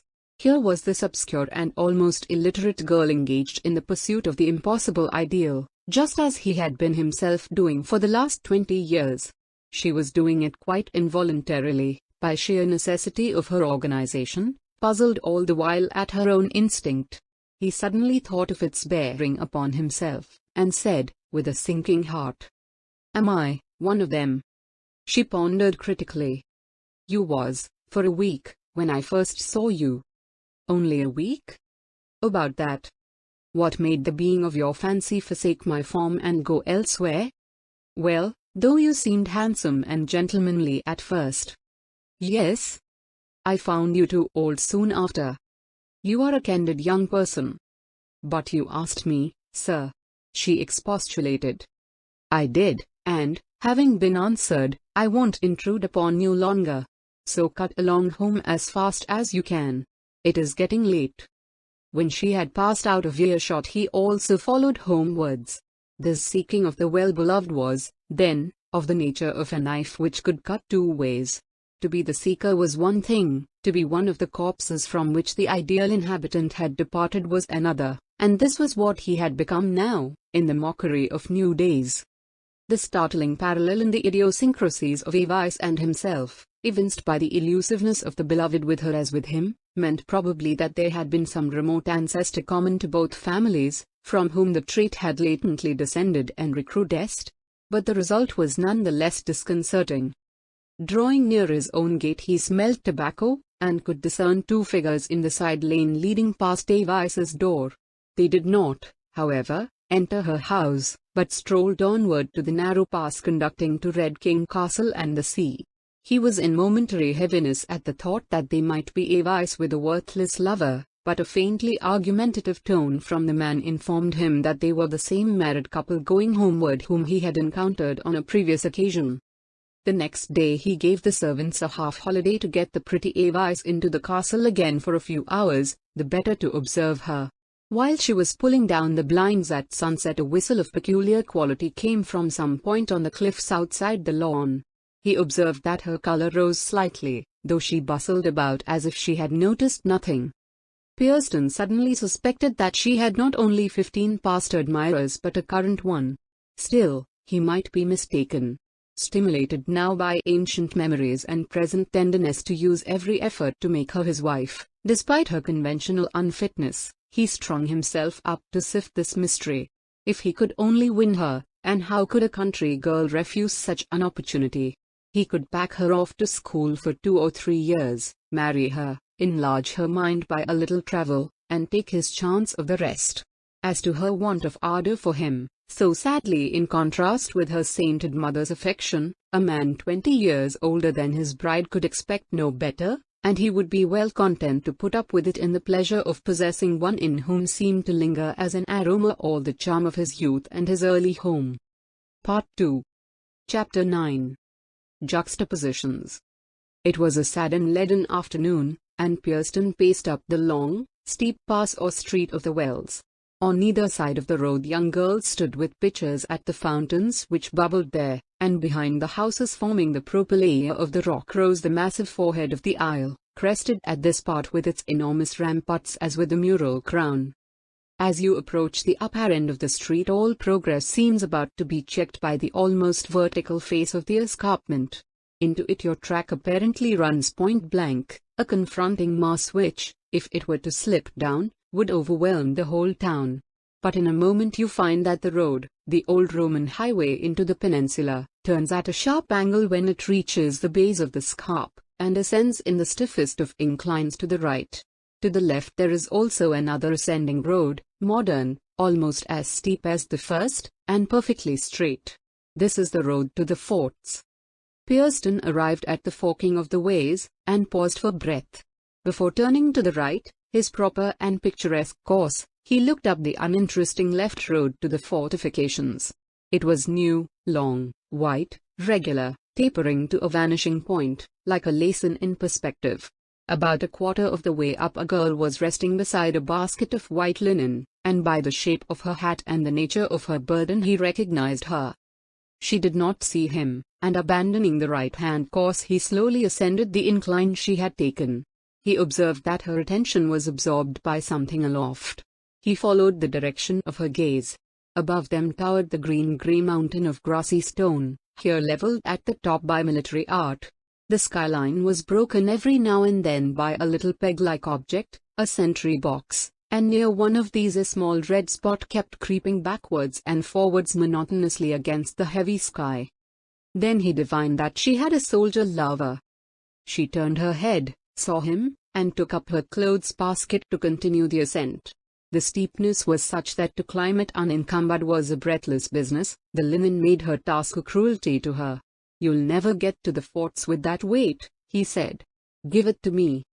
But she would not, and he stood still, watching her as she panted up the way, for the moment an irradiated being, the epitome of a whole sex, by the beams of his own infatuation. Robed in such exceeding glory that he beheld her not as she really was, as she was even to himself sometimes. But to the soldier, what was she? Smaller and smaller she waned up the rigid mathematical road, still gazing at the soldier aloft, as Pierston gazed at her. He could just discern sentinels springing up at the different coigns of vantage that she passed, but seeing who she was they did not intercept her, and presently she crossed the drawbridge over the enormous chasm surrounding the forts, passed the sentries there also, and disappeared through the arch into the interior. Pierston could not see the sentry now, and there occurred to him the hateful idea that this scarlet rival was meeting and talking freely to her, the unprotected orphan girl of his sweet original Avice, perhaps, relieved of duty, escorting her across the interior, carrying her basket, her tender body encircled by his arm. "What the devil are you staring at, as if you were in a trance?" Pierston turned his head, and there stood his old friend Summers, still looking the long-leased bachelor that he was. "I might say, what the devil do you do here? If I weren't so glad to see you." Summers said that he had come to see what was detaining his friend in such an out-of-the-way place at that time of year, and incidentally to get some fresh air into his own lungs. Pierston made him welcome, and they went towards Sylvania Castle. "You were staring, as far as I could see, at a pretty little washerwoman with a basket of clothes," resumed the painter. "Yes, it was that to you, but not to me. Behind the mere pretty island girl, to the world, is, in my eye, the idea, in Platonic phraseology, the essence and epitome of all that is desirable in this existence. I am under doom, Summers. Yes, I am under doom. To have been always following a phantom whom I saw in woman after woman while she was at a distance, but vanishing away on close approach, was bad enough, but now the terrible thing is that the phantom does not vanish, but stays to tantalize me even when I am near enough to see what it is. That girl holds me, though my eyes are open, and though I see that I am a fool." Summers regarded the visionary look of his friend, which rather intensified than decreased as his years wore on, but made no further remark. When they reached the castle, Summers gazed round upon the scenery, and Pierston, signifying the quaint little Elizabethan cottage, said, "That's where she lives. What a romantic place! And this island altogether. A man might love a scarecrow or turnip lantern here, but a woman mightn't. Scenery doesn't impress them, though they pretend it does. This girl is as fickle as dash. You once were." "Exactly, from your point of view. She has told me so, candidly. And it hits me hard." Summers stood still in sudden thought. "Well, that is a strange turning of the tables," he said. "But you wouldn't really marry her, Pierston?" "I would, tomorrow. Why shouldn't I? What are fame and name and society to me, a descendant of wreckers and smugglers, like her? Besides, I know what she's made of, my boy, to her innermost fibre. I know the perfect and pure quarry she was dug from, and that gives a man confidence." "Then you'll win." While they were sitting after dinner that evening, their quiet discourse was interrupted by the long low whistle from the cliffs without. Summers took no notice, but Pierston marked it. That whistle always occurred at the same time in the evening when Avice was helping in the house. He excused himself for a moment to his visitor and went out upon the dark lawn. A crunching of feet upon the gravel mixed in with the articulation of the sea, steps light as if they were winged. And he supposed, 2 minutes later, that the mouth of some hulking fellow was upon hers, which he himself hardly ventured to look at, so touching was its young beauty. Hearing people about, among others the before-mentioned married couple quarrelling, the woman's tones having a kinship to Avice's own, he returned to the house. Next day Summers roamed abroad to look for scenery for a marine painting, and, going out to seek him, Pierston met Avice. "So you have a lover, my lady," he said severely. She admitted that it was the fact. "You won't stick to him," he continued. "I think I may to this one," said she, in a meaning tone that he failed to fathom then. "He deserted me once, but he won't again." "I suppose he's a wonderful sort of fellow?" "He's good enough for me. So handsome, no doubt. Handsome enough for me. So refined and respectable. Refined and respectable enough for me. He could not disturb her equanimity, and let her pass. The next day was Sunday, and Summers having chosen his view at the other end of the island, Pierston determined in the afternoon to see Avice's lover. He found that she had left her cottage stronghold, and went on towards the lighthouses at the Beale. Turning back when he had reached the nearest, he saw on the lonely road between the quarries a young man evidently connected with the stone trade, with Avice the second upon his arm. She looked prettily guilty and blushed a little under his glance. The man's was one of the typical island physiognomies, his features energetic and wary in their expression, and half covered with a close, crisp black beard. Pierston fancied that out of his keen dark eyes there glimmered a dry sense of humor at the situation. If so, Avice must have told him of Pierston's symptoms of tenderness. This girl, whom, for her dear mother's sake more than for her own unquestionable attractiveness, he would have guarded as the apple of his eye, how could she estimate him so flippantly? The mortification of having brought himself to this position with the antitype, by his early slight of the type, blinded him for the moment to what struck him a short time after. The man upon whose arm she hung was not a soldier. What, then, became of her entranced gaze at the sentinel? She could hardly have transferred her affections so promptly, or, to give her the benefit of his own theory, her beloved could scarcely have flitted from frame to frame in so very brief an interval. And which of them had been he who whistled softly in the dusk to her? Without further attempt to find Alfred Summers, Pierston walked homeward, moodily thinking that the desire to make reparation to the original woman by wedding and enriching the copy, which lent such an unprecedented permanence to his new love, was thwarted, as if by set intention of his destiny. At the door of the grounds about the castle there stood a carriage. He observed that it was not one of the homely flies from the Underhill town, but apparently from the popular resort across the bay. Wondering why the visitor had not driven in, he entered, to find in the drawing-room Nicola Pinehaven. At his first glance upon her, fashionably dressed and graceful in movement, she seemed beautiful. At the second, when he observed that her face was pale and agitated, she seemed pathetic likewise. Altogether, she was now a very different figure from her who, sitting in her chair with such finished composure, had snubbed him in her drawing-room in Hamptonshire Square. "You are surprised at this? Of course you are," she said, in a low, pleading voice, languidly lifting her heavy eyelids, while he was holding her hand. "But I couldn't help it. I know I have done something to offend you, have I not? Oh, what can it be, that you have come away to this outlandish rock, to live with barbarians in the midst of the London season?"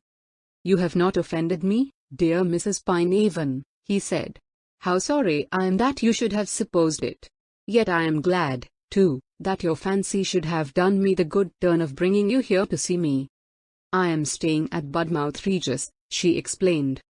"Then I did see you at a church service here a little while back?" She blushed faintly upon her pallor, and she sighed. Their eyes met.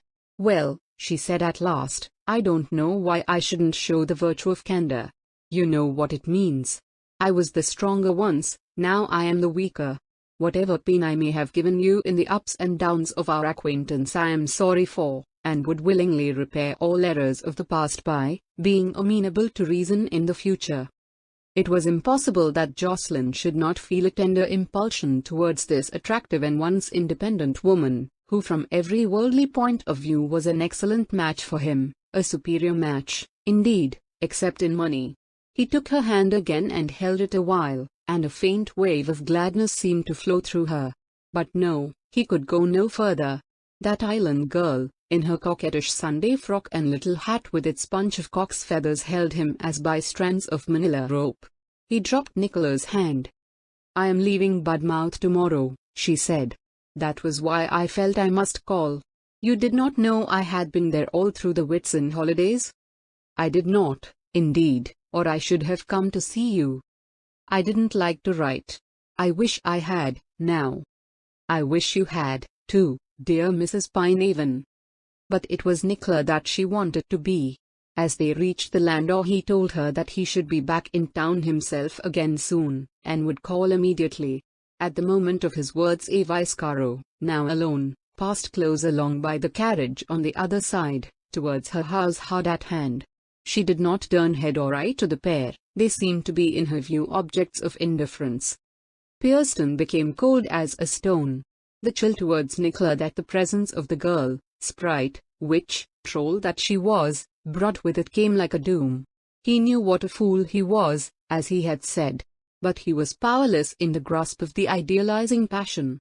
He cared more for Avice's fingertips than for Mrs. Pine-Avon's whole personality. Perhaps Nicola saw it, for she said mournfully, "Now I have done all I could. I felt that the only counterpoise to my cruelty to you in my drawing-room would be to come as a suppliant to yours."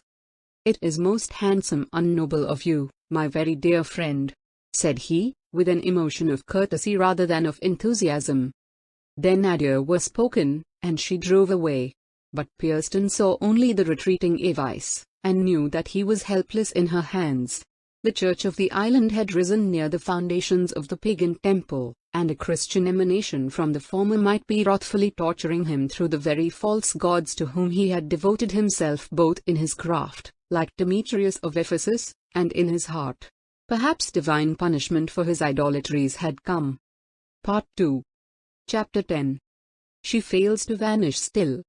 Pierston had not turned far back towards the castle when he was overtaken by Summers and the man who carried his painting lumber.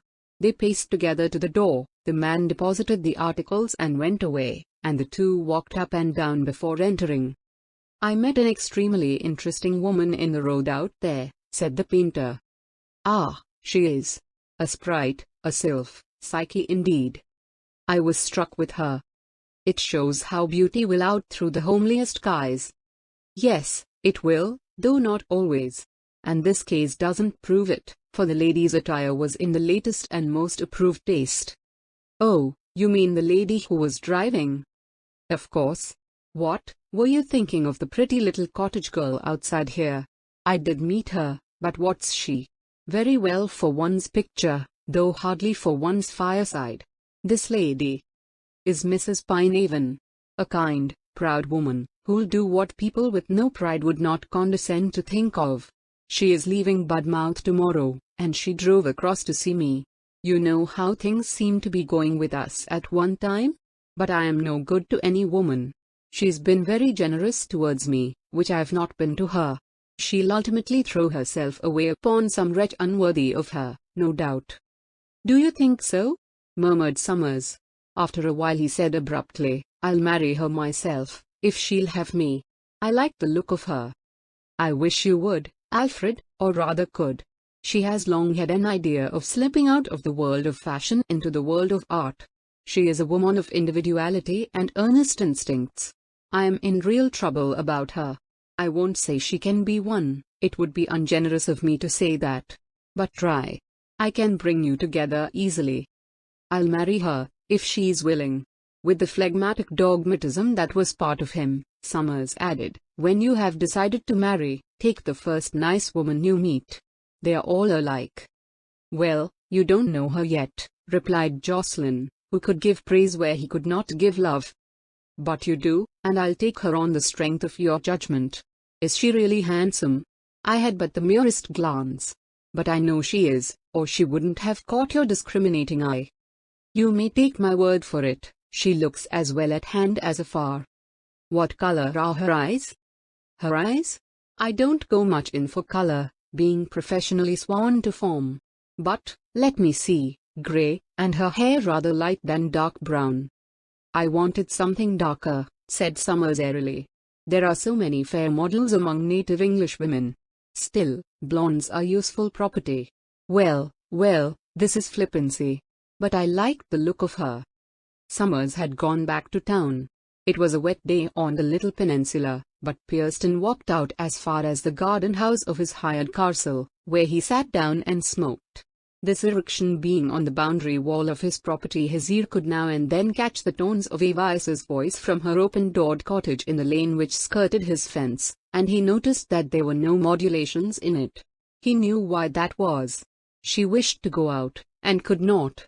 He had observed before that when she was planning an outing a particular note would come into her voice during the preceding hours, a dove's roundness of sound, no doubt the effect upon her voice of her thoughts of her lover, or lovers.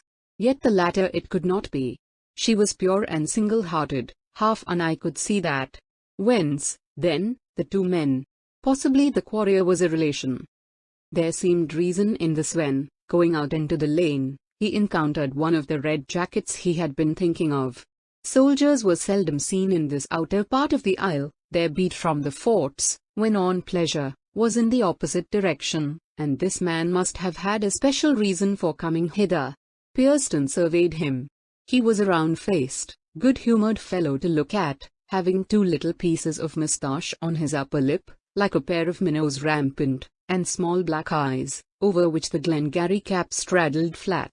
It was a hateful idea that her tender cheek should be kissed by the lips of this heavy young man, who had never been sublimed by a single battle, even with defenseless savages. The soldier went before her house, looked at the door, and moved on down the crooked way to the cliffs, where there was a path back to the forts. But he did not adopt it, returning by the way he had come. This showed his wish to pass the house again. She gave no sign, however, and the soldier disappeared. Pierston could not be satisfied that Avice was in the house, and he crossed over to the front of her little freehold and tapped at the door, which stood ajar. Nobody came. Hearing a slight movement within, he crossed the threshold. Avice was there alone, sitting on a low stool in a dark corner, as though she wished to be unobserved by any casual passer-by. She looked up at him without emotion or apparent surprise, but he could then see that she was crying.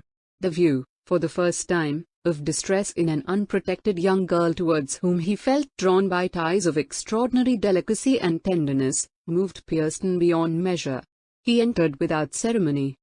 "Avice, my dear girl," he said. "Something is the matter." She looked assent, and he went on, "Now tell me all about it. Perhaps I can help you. Come, tell me." "I can't," she murmured. "Grandma Stockwool is upstairs, and she'll hear." Mrs. Stockwool was the old woman who had come to live with the girl for company since her mother's death. "Then come into my garden opposite. There we shall be quite private." She rose, put on her hat, and accompanied him to the door. Here she asked him if the lane were empty, and on his assuring her that it was, she crossed over and entered with him through the garden wall. The place was a shady and secluded one, though through the boughs the sea could be seen quite near at hand, its moanings being distinctly audible.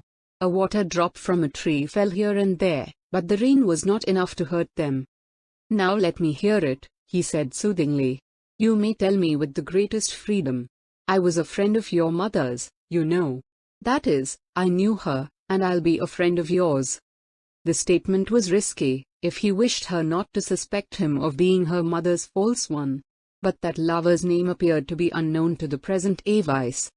"I can't tell you, sir," she replied unwillingly, "except that it has to do with my own changeableness. The rest is the secret of somebody else." "I am sorry for that," said he. "I'm getting to care for one I ought not to think of, and it means ruin. I ought to get away." "You mean from the island?" "Yes." Pierston reflected. His presence in London had been designed for some time, yet he had delayed going because of his new solicitudes here. But to go and take her with him would afford him opportunity of watching over her, tending her mind, and developing it, while it might remove her from some looming danger. It was a somewhat awkward guardianship for him, as a lonely man, to carry out. Still, it could be done. He asked her abruptly if she would really like to go away for a while. "I like best to stay here," she answered.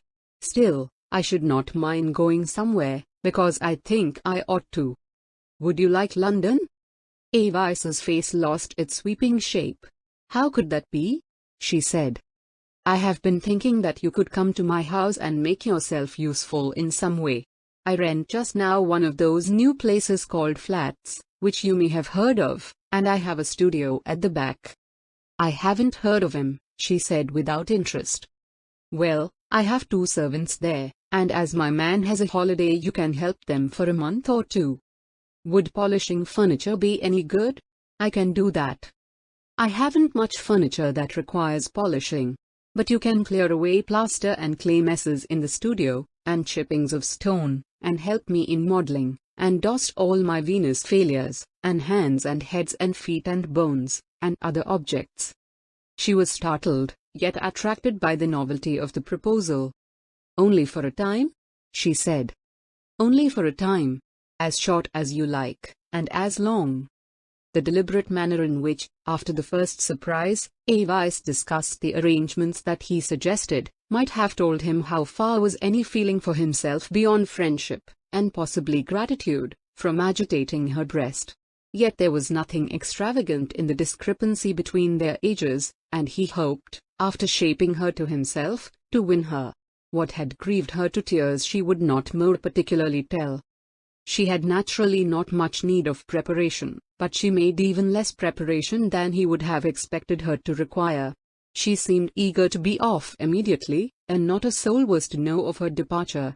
Why, if she were in love and at first averse to leave the island, she should be so precipitate now he failed to understand. But he took great care to compromise in no way a girl in whom his interest was as protective as it was passionate. He accordingly left her to get out of the island alone, awaiting her at a station a few miles up the railway, where, discovering himself to her through the carriage window, he entered the next compartment, his frame pervaded by a glow which was almost joy at having for the first time in his charge one who inherited the flesh and bore the name so early associated with his own, and at the prospect of putting things right which had been drawn through many years. Part 2. Chapter 11. The image persists. It was dark when the four-wheeled cab wherein he had brought Avice from the station stood at the entrance to the pile of flats of which Pierston occupied one floor, rarer then as residences in London than they are now. Leaving Avice to alight and get the luggage taken in by the porter, Pierston went upstairs. To his surprise his floor was silent, and on entering with a latchkey the rooms were all in darkness. He descended to the hall, where Avice was standing helpless beside the luggage, while the porter was outside with the cabman. "Do you know what has become of my servants?" asked Jocelyn. "What, and ain't they there, sir?" "Ah, then my belief is that what I suspected is true. You didn't leave your wine cellar unlocked, did you, sir, by no mistake?" Pierston considered. He thought he might have left the key with his elder servant, whom he had believed he could trust, especially as the cellar was not well stocked. "Ah, then it was so. She's been very queer, sir, this last week or two." "Oh yes, sending messages down the Spaken tube which were like madness itself, and ordering us this and that, till we would take no notice at all. I see them both go out last night, and possibly they went for a holiday not expecting ye, or maybe for good. Sure, if ye'd written, sir, I'd ha' got the place ready, ye being out of a man, too, though it's not me duty at all." When Pierston got to his floor again he found that the cellar door was open, some bottles were standing empty that had been full, and many abstracted altogether. All other articles in the house, however, appeared to be intact. His letter to his housekeeper lay in the box as the postman had left it. By this time the luggage had been sent up in the lift, and Avice, like so much more luggage, stood at the door, the hall porter behind offering his assistance. "Come here, Avice," said the sculptor. "What shall we do now? Here's a pretty state of affairs." Avice could suggest nothing, till she was struck with the bright thought that she should light a fire. "Light a fire? Ah, yes. I wonder if we could manage. This is an odd coincidence, and awkward," he murmured. "Very well, light a fire. Is this the kitchen, sir, all mixed up with the parlors?" "Yes."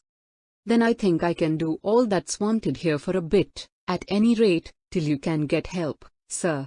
At least, I could if I could find the fuel house. 'Tis no such big place as I thought." "That's right, take courage," said he with a tender smile. "Now, I'll dine out this evening, and leave the place for you to arrange as best you can with the help of the porter's wife downstairs." This Pierston accordingly did, and so their common residence began. Feeling more and more strongly that some danger awaited her in her native island, he determined not to send her back till the lover or lovers who seemed to trouble her should have cooled off. He was quite willing to take the risk of his action thus far in his solicitous regard for her.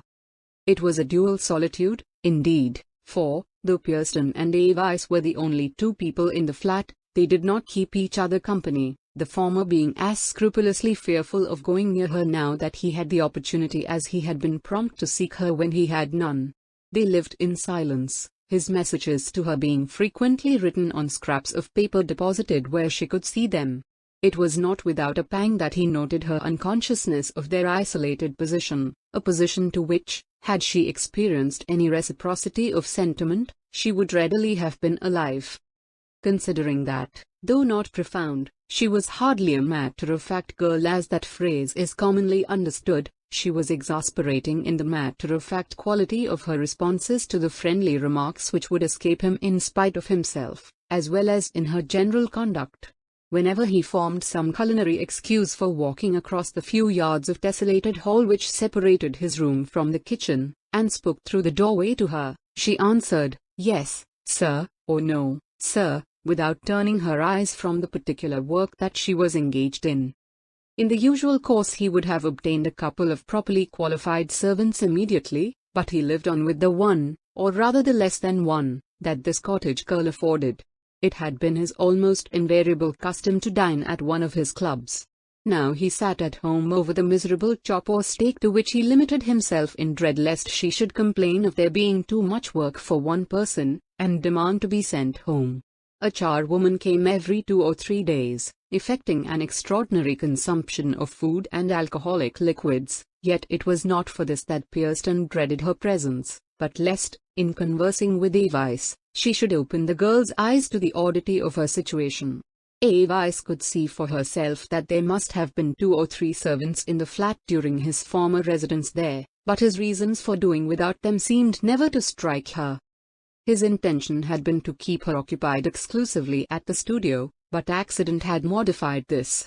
However, he sent her round one morning, and entering himself shortly after found her engaged in wiping the layers of dust from the casts and models.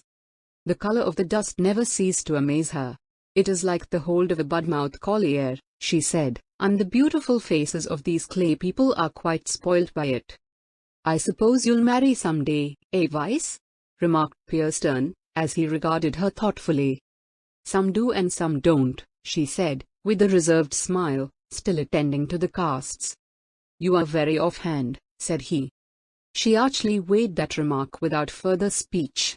It was tantalizing conduct in the face of his instinct to cherish her, especially when he regarded the charm of her bending profile, the well-characterized though softly lined nose, the round chin with, as it were, a second leap in its curve to the throat, and the sweep of the eyelashes over the rosy cheek during the sedulously lowered glance.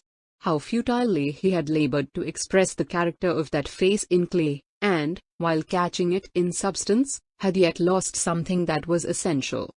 That evening after dusk, in the stress of writing letters, he sent her out for stamps. She had been absent some quarter of an hour when, suddenly drawing himself up from over his writing table, it flashed upon him that he had absolutely forgotten her total ignorance of London. The head post office, to which he had sent her because it was late, was 2 or 3 streets off, and he had made his request in the most general manner, which she had acceded to with alacrity enough. How could he have done such an unreflecting thing? Pierston went to the window. It was 9:30 o'clock, and owing to her absence the blinds were not down. He opened the casement and stepped out upon the balcony. The green shade of his lamp screened its rays from the gloom without.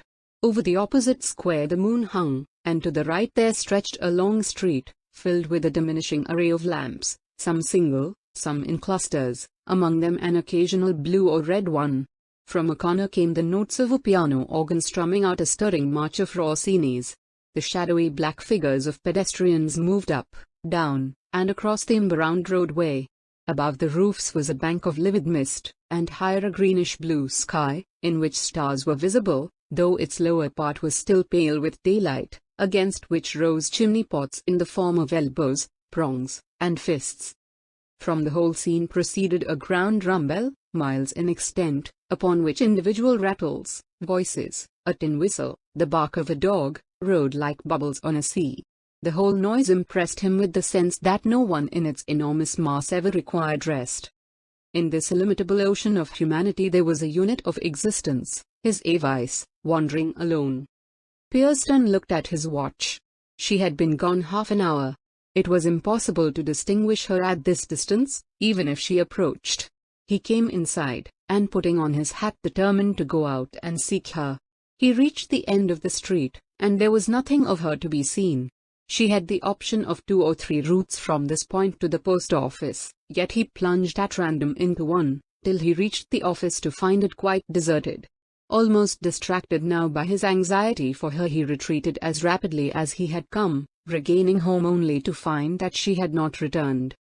He recollected telling her that if she should ever lose her way she must call a cab and drive home. It occurred to him that this was what she would do now.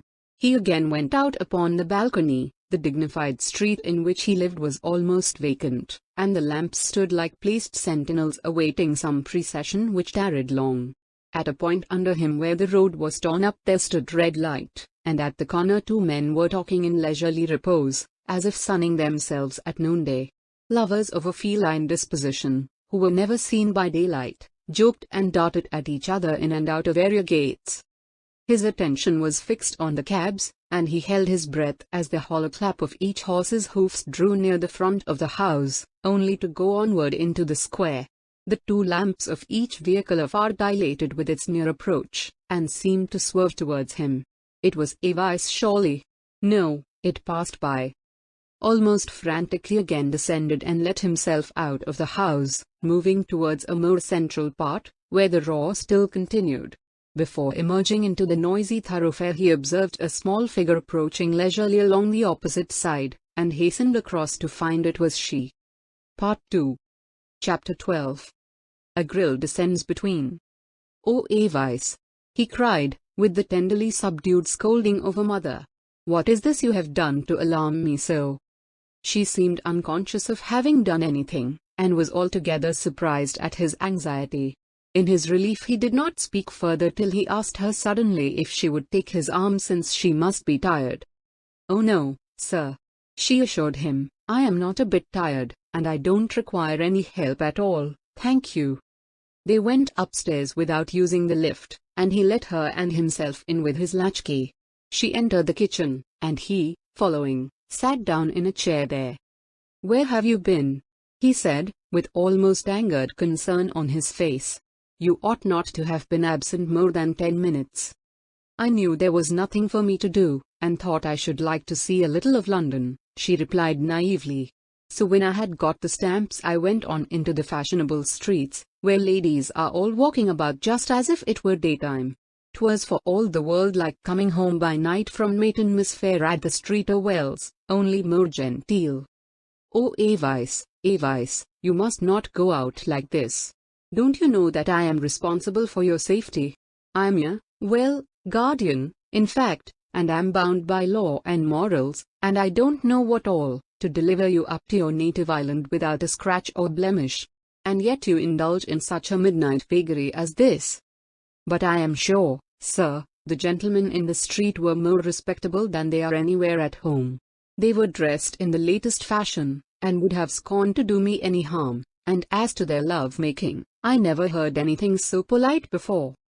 "Well, you must not do it again. I'll tell you some day why. What's that you have in your hand?" "A mouse trap. There are lots of mice in this kitchen, sooty mice, not clean like ours, and I thought I'd try to catch them.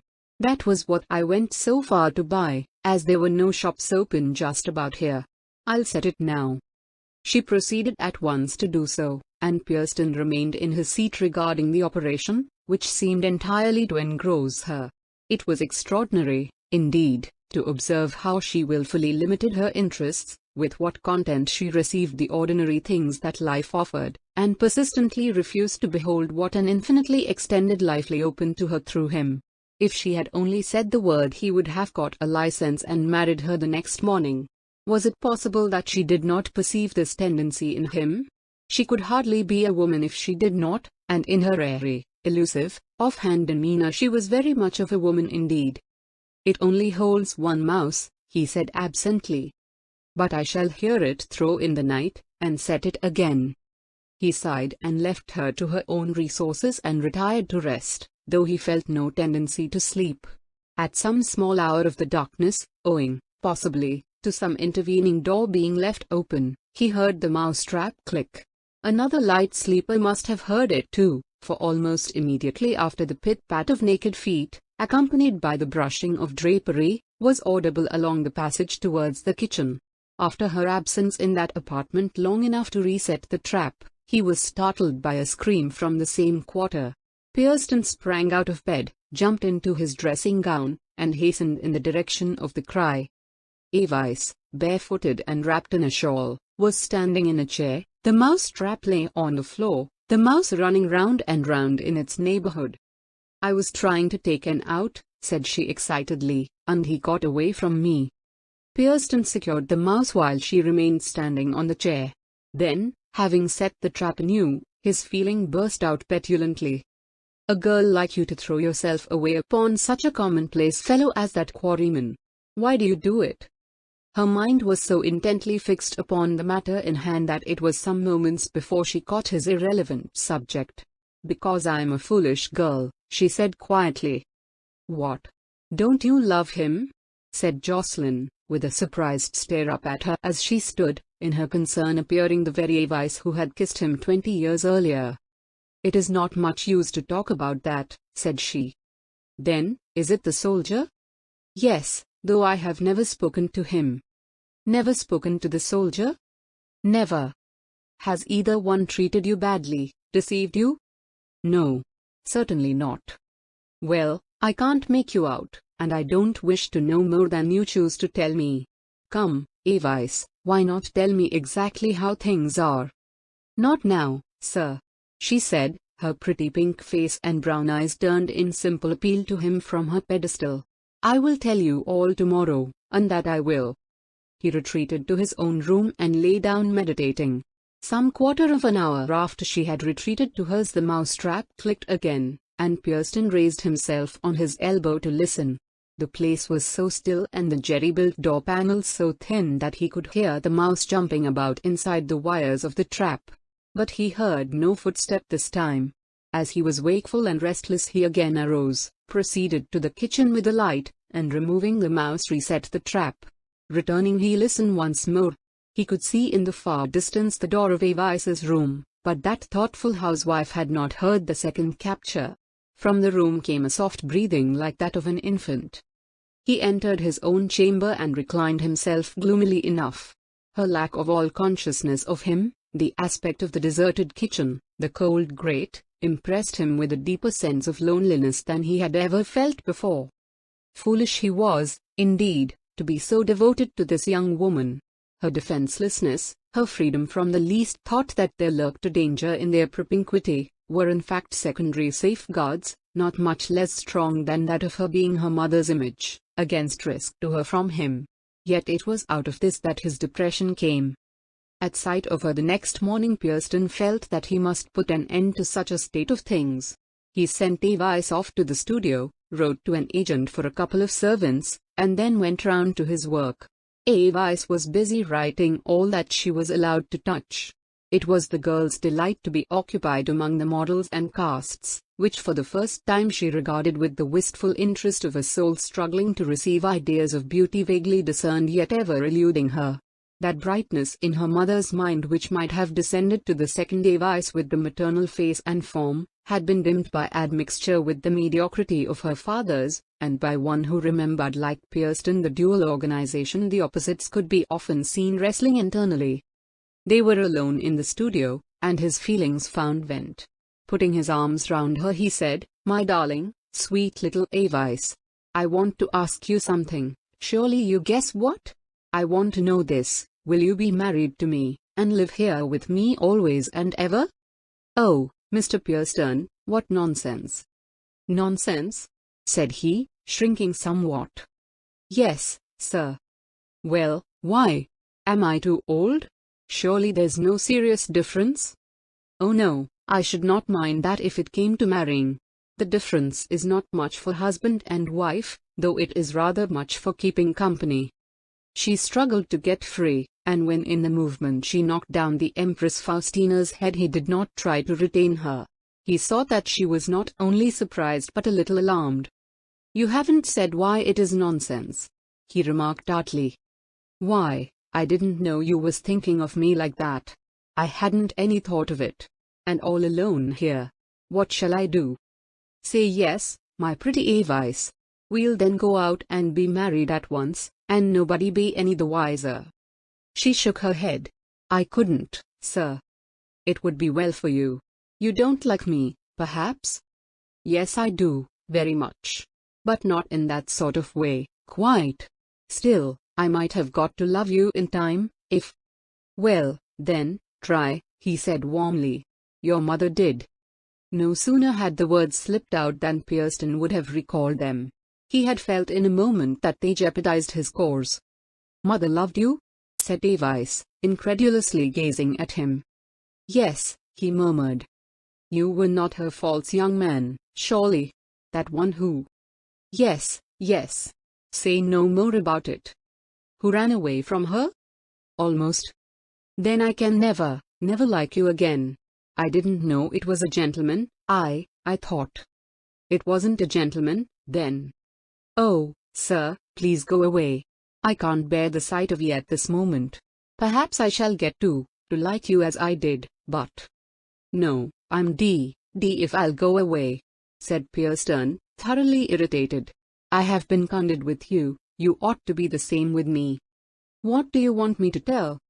"Enough to make it clear to me why you don't accept this offer. Everything you have said yet is a reason for the reverse. Now, my dear, I'm not angry." "Yes, you are." "No, I'm not. Now what is your reason?" "The name of it is Isaac Pierston, down home." "How?" "I mean he courted me, and led me on to island custom, and then I went to chapel one morning and married him in secret, because mother didn't care about him, and I didn't either by that time. And then he quarreled with me, and just before you and I came to London he went away to Guernsey. Then I saw a soldier, I never knew his name, but I fell in love with him because I am so quick at that. Still, as it was wrong, I tried not to think of him, and wouldn't look at him when he passed. But it made me cry very much that I mustn't. I was then very miserable, and you asked me to come to London. I didn't care what I did with myself, and I came." "Heaven above us," said Pierston, his pale and distressed face showing with what a shock this announcement had come. "Why have you done such extraordinary things? Or, rather, why didn't you tell me of this before? Then, at the present moment you are the wife of a man who is in Guernsey, whom you do not love at all, but instead of him love a soldier whom you have never spoken to, while I have nearly brought scandal upon us both by your letting me love you. Really, you are a very wicked woman." "No, I am not," she pouted.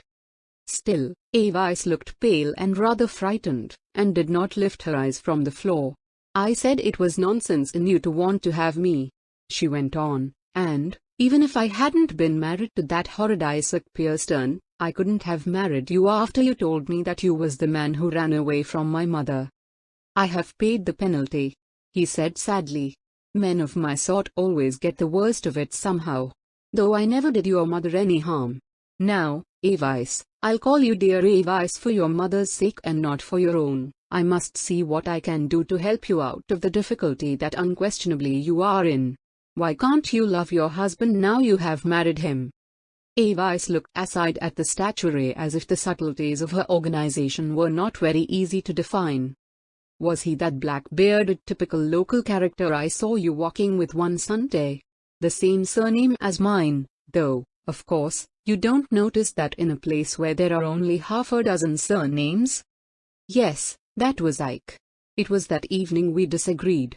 He scolded me, and I answered him, 'You must have heard us,' and the next day he went away. Well, as I say, I must consider what it will be best to do for you in this. The first thing, it seems to me, will be to get your husband home." She impatiently shrugged her shoulders. "I don't like him." "Then why did you marry him?"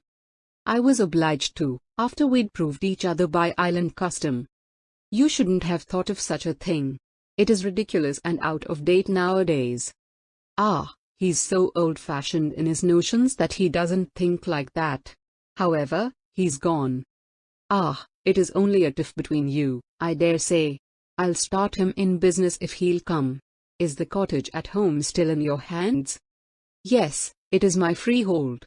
Grammar Stockwool is taking care of it for me. Good. And back there you go straightway, my pretty madam, and wait till your husband comes to make it up with you. I won't go. I don't want him to come, she sobbed. I want to stay here with you, or anywhere, except where he can come. You will get over that. Now, go back to the flat, there's a dear Avice, and be ready in 1 hour, waiting in the hall for me. I don't want to. But I say you shall. She found it was no use to disobey. Precisely at the moment appointed he met her there himself, burdened only with a valise and umbrella, she with a box and other things. Directing the porter to put Avice and her belongings into a four-wheeled cab for the railway station, he walked onward from the door, and kept looking behind, till he saw the cab approaching. He then entered beside the astonished girl, and onward they went together. They sat opposite each other in an empty compartment, and the tedious railway journey began. Regarding her closely now by the light of her revelation, he wondered at himself for never divining her secret. Whenever he looked at her the girl's eyes grew rebellious, and at last she wept. I don't want to go to him, she sobbed in a miserable voice. Pierston was almost as much distressed as she. Why did you put yourself and me in such a position? He said bitterly. It is no use to regret it now. And I can't say that I do. It affords me a way out of a trying position. Even if you had not been married to him, you would not have married me. Yes, I would, sir. What? You would? You said you wouldn't not long ago. I like you better now. I like you more and more. Pierston sighed, for emotionally he was not much older than she. That hitch in his development, rendering him the most lopsided of God's creatures, was his standing misfortune. A proposal to her which crossed his mind was dismissed as disloyalty, particularly to an inexperienced fellow islander and one who was by race and traditions almost a kinswoman. Little more passed between the twain on that wretched, never-to-be-forgotten day. Aphrodite, Ashtaroth, Freya, or whoever the love-queen of his isle might have been, was punishing him sharply, as she knew but too well how to punish her votaries when they reverted from the ephemeral to the stable mood. When was it to end, this curse of his heart not aging while his frame moved naturally onward? Perhaps only with life. His first act the day after depositing her in her own house was to go to the chapel where, by her statement, the marriage had been solemnized, and make sure of the fact. Perhaps he felt an illogical hope that she might be free, even then, in the tarnished condition which such freedom would have involved. However, there stood the words distinctly, Isaac Pierston, and Avice Caro, son and daughter of so-and-so, married on such a day, signed by the contracting parties, the officiating minister, and the 2 witnesses. Part 2. Chapter 13. She is enshrouded from sight. One evening in early winter, when the air was dry and gusty, the dark little lane which divided the grounds of Sylvania Castle from the cottage of Avice, and led down to the adjoining ruin of Red King Castle, was paced by a solitary man. The cottage was the centre of his beat, its western limit being the gates of the former residence, its eastern the drawbridge of the ruin. The few other cottages thereabout, all as if carved from the solid rock, were in darkness, but from the upper window of Avice's tiny freehold glimmered a light. Its rays were repeated from the far distant sea by the lightship lying moored over the mysterious shambles quicksand, which brought tamelessness and domesticity into due position as balanced opposites. The sea moaned, more than moaned, among the boulders below the ruins, a throw of its tide being timed to regular intervals. These sounds were accompanied by an equally periodic moan from the interior of the cottage chamber, so that the articulate heave of water and the articulate heave of life seemed but differing utterances of the self-same troubled terrestrial being, which in one sense they were. Pierston, for the man in the lane was he, would look from lightship to cottage window, then back again, as he waited there between the travail of the sea without, and the travail of the woman within. Soon an infant's wail of the very feeblest was also audible in the house. He started from his easy pacing, and went again westward, standing at the elbow of the lane a long time. Then the peace of the sleeping village which lay that way was broken by light wheels and the trot of a horse. Pierston went back to the cottage gate and awaited the arrival of the vehicle. It was a light cart, and a man jumped down as it stopped. He was in a broad-brimmed hat, under which no more of him could be perceived than that he wore a black beard clipped like a yew fence, a typical aspect in the island. "You are Avice's husband?" asked the sculptor quickly. The man replied that he was, in the local accent. "I've just come in by today's boat," he added. "I couldn't get here our I had contracted for the job at Peterport, and had to see it out to the end." "Well," said Pierston, "your coming means that you are willing to make it up with her?" "I don't know but I be," said the man. "Mid so well do that as anything else." "If you do, thoroughly, a good business in your old line awaits you here in the island." "Wi' all my heart, then," said the man. His voice was energetic, and, though slightly touchy, it showed, on the whole, a disposition to set things right. The driver of the trap was paid off, and Jocelyn and Isaac Pierston, undoubtedly signs of a common stock in this Isle of intermarriages, though they had no proof of it, entered the house. Nobody was in the ground floor room, in the center of which stood a square table, in the center of the table a little wool mat, and in the center of the mat a lamp, the apartment having the appearance of being rigidly swept and set in order for an event of interest. The woman who lived in the house with Avice now came downstairs, and to the inquiry of the comers she replied that matters were progressing favorably, but that nobody could be allowed to go upstairs just then. After placing chairs and viands for them she retreated, and they sat down, the lamp between them, the lover of the sufferer above, who had no right to her, and the man who had every right to her, but did not love her. Engaging in desultory and fragmentary conversation they listened to the trampling of feet on the floorboards overhead, Pierston full of anxiety and attentiveness, Ike awaiting the course of nature calmly.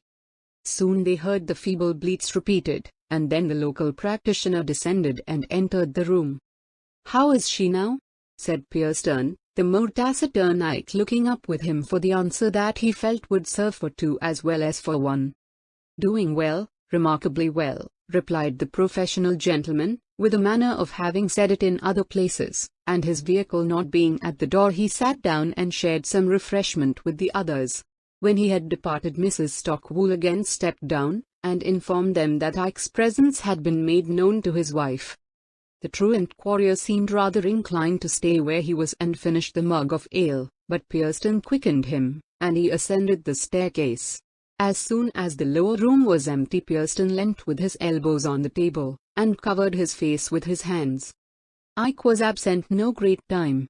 Descending with the proprietary mien that had been lacking before, he invited Jocelyn to ascend likewise, since she had stated that she would like to see him. Jocelyn went up the crooked old steps, the husband remaining below. Avice, though white as the sheets, looked brighter and happier than he had expected to find her, and was apparently very much fortified by the pink little lump at her side. She held out her hand to him. "I just wanted to tell 'ee," she said, striving against her feebleness, "I thought it would be no harm to see you, though 'tis rather soon, to tell 'ee how very much I thank you for getting me settled again with Ike. He is very glad to come home again, too, he says. Yes, you've done a good many kind things for me, sir." Whether she were really glad, or whether the words were expressed as a matter of duty, Pierston did not attempt to learn. He merely said that he valued her thanks. "Now, Avice," he added tenderly, "I resign my guardianship of you. I hope to see your husband in a sound little business here in a very short time." "I hope so, for baby's sake," she said, with a bright sigh. "Would you like to see her, sir?" "The baby? Oh yes, your baby. You must christen her Avice." "Yes, so I will," she murmured readily, and disclosed the infant with some timidity. "I hope you forgive me, sir, for concealing my thoughtless marriage." "If you forgive me for making love to you." "Yes. How were you to know? I wish." Pierston bade her goodbye, kissing her hand, turned from her and the incipient being whom he was to meet again under very altered conditions, and left the bedchamber with a tear in his eye. "Here endeth that dream," said he. Hymen, in secret or overt guise, seemed to haunt Pierston just at this time with undignified mockery which savoured rather of Harlequin than of the torch-bearer. 2 days after parting in a lone island from the girl he had so disinterestedly loved, he met in Piccadilly his friend Summers, wonderfully spruced up, and hastening along with a preoccupied face. "My dear fellow," said Summers, "what do you think? I was charged not to tell you, but, hang it, I may just as well make a clean breast of it now as later." "What, you are not going to?" began Pierston, with divination. "Yes. What I said on impulse 6 months back I am about to carry out in cold blood." Nicola and I began in jest and ended in earnest.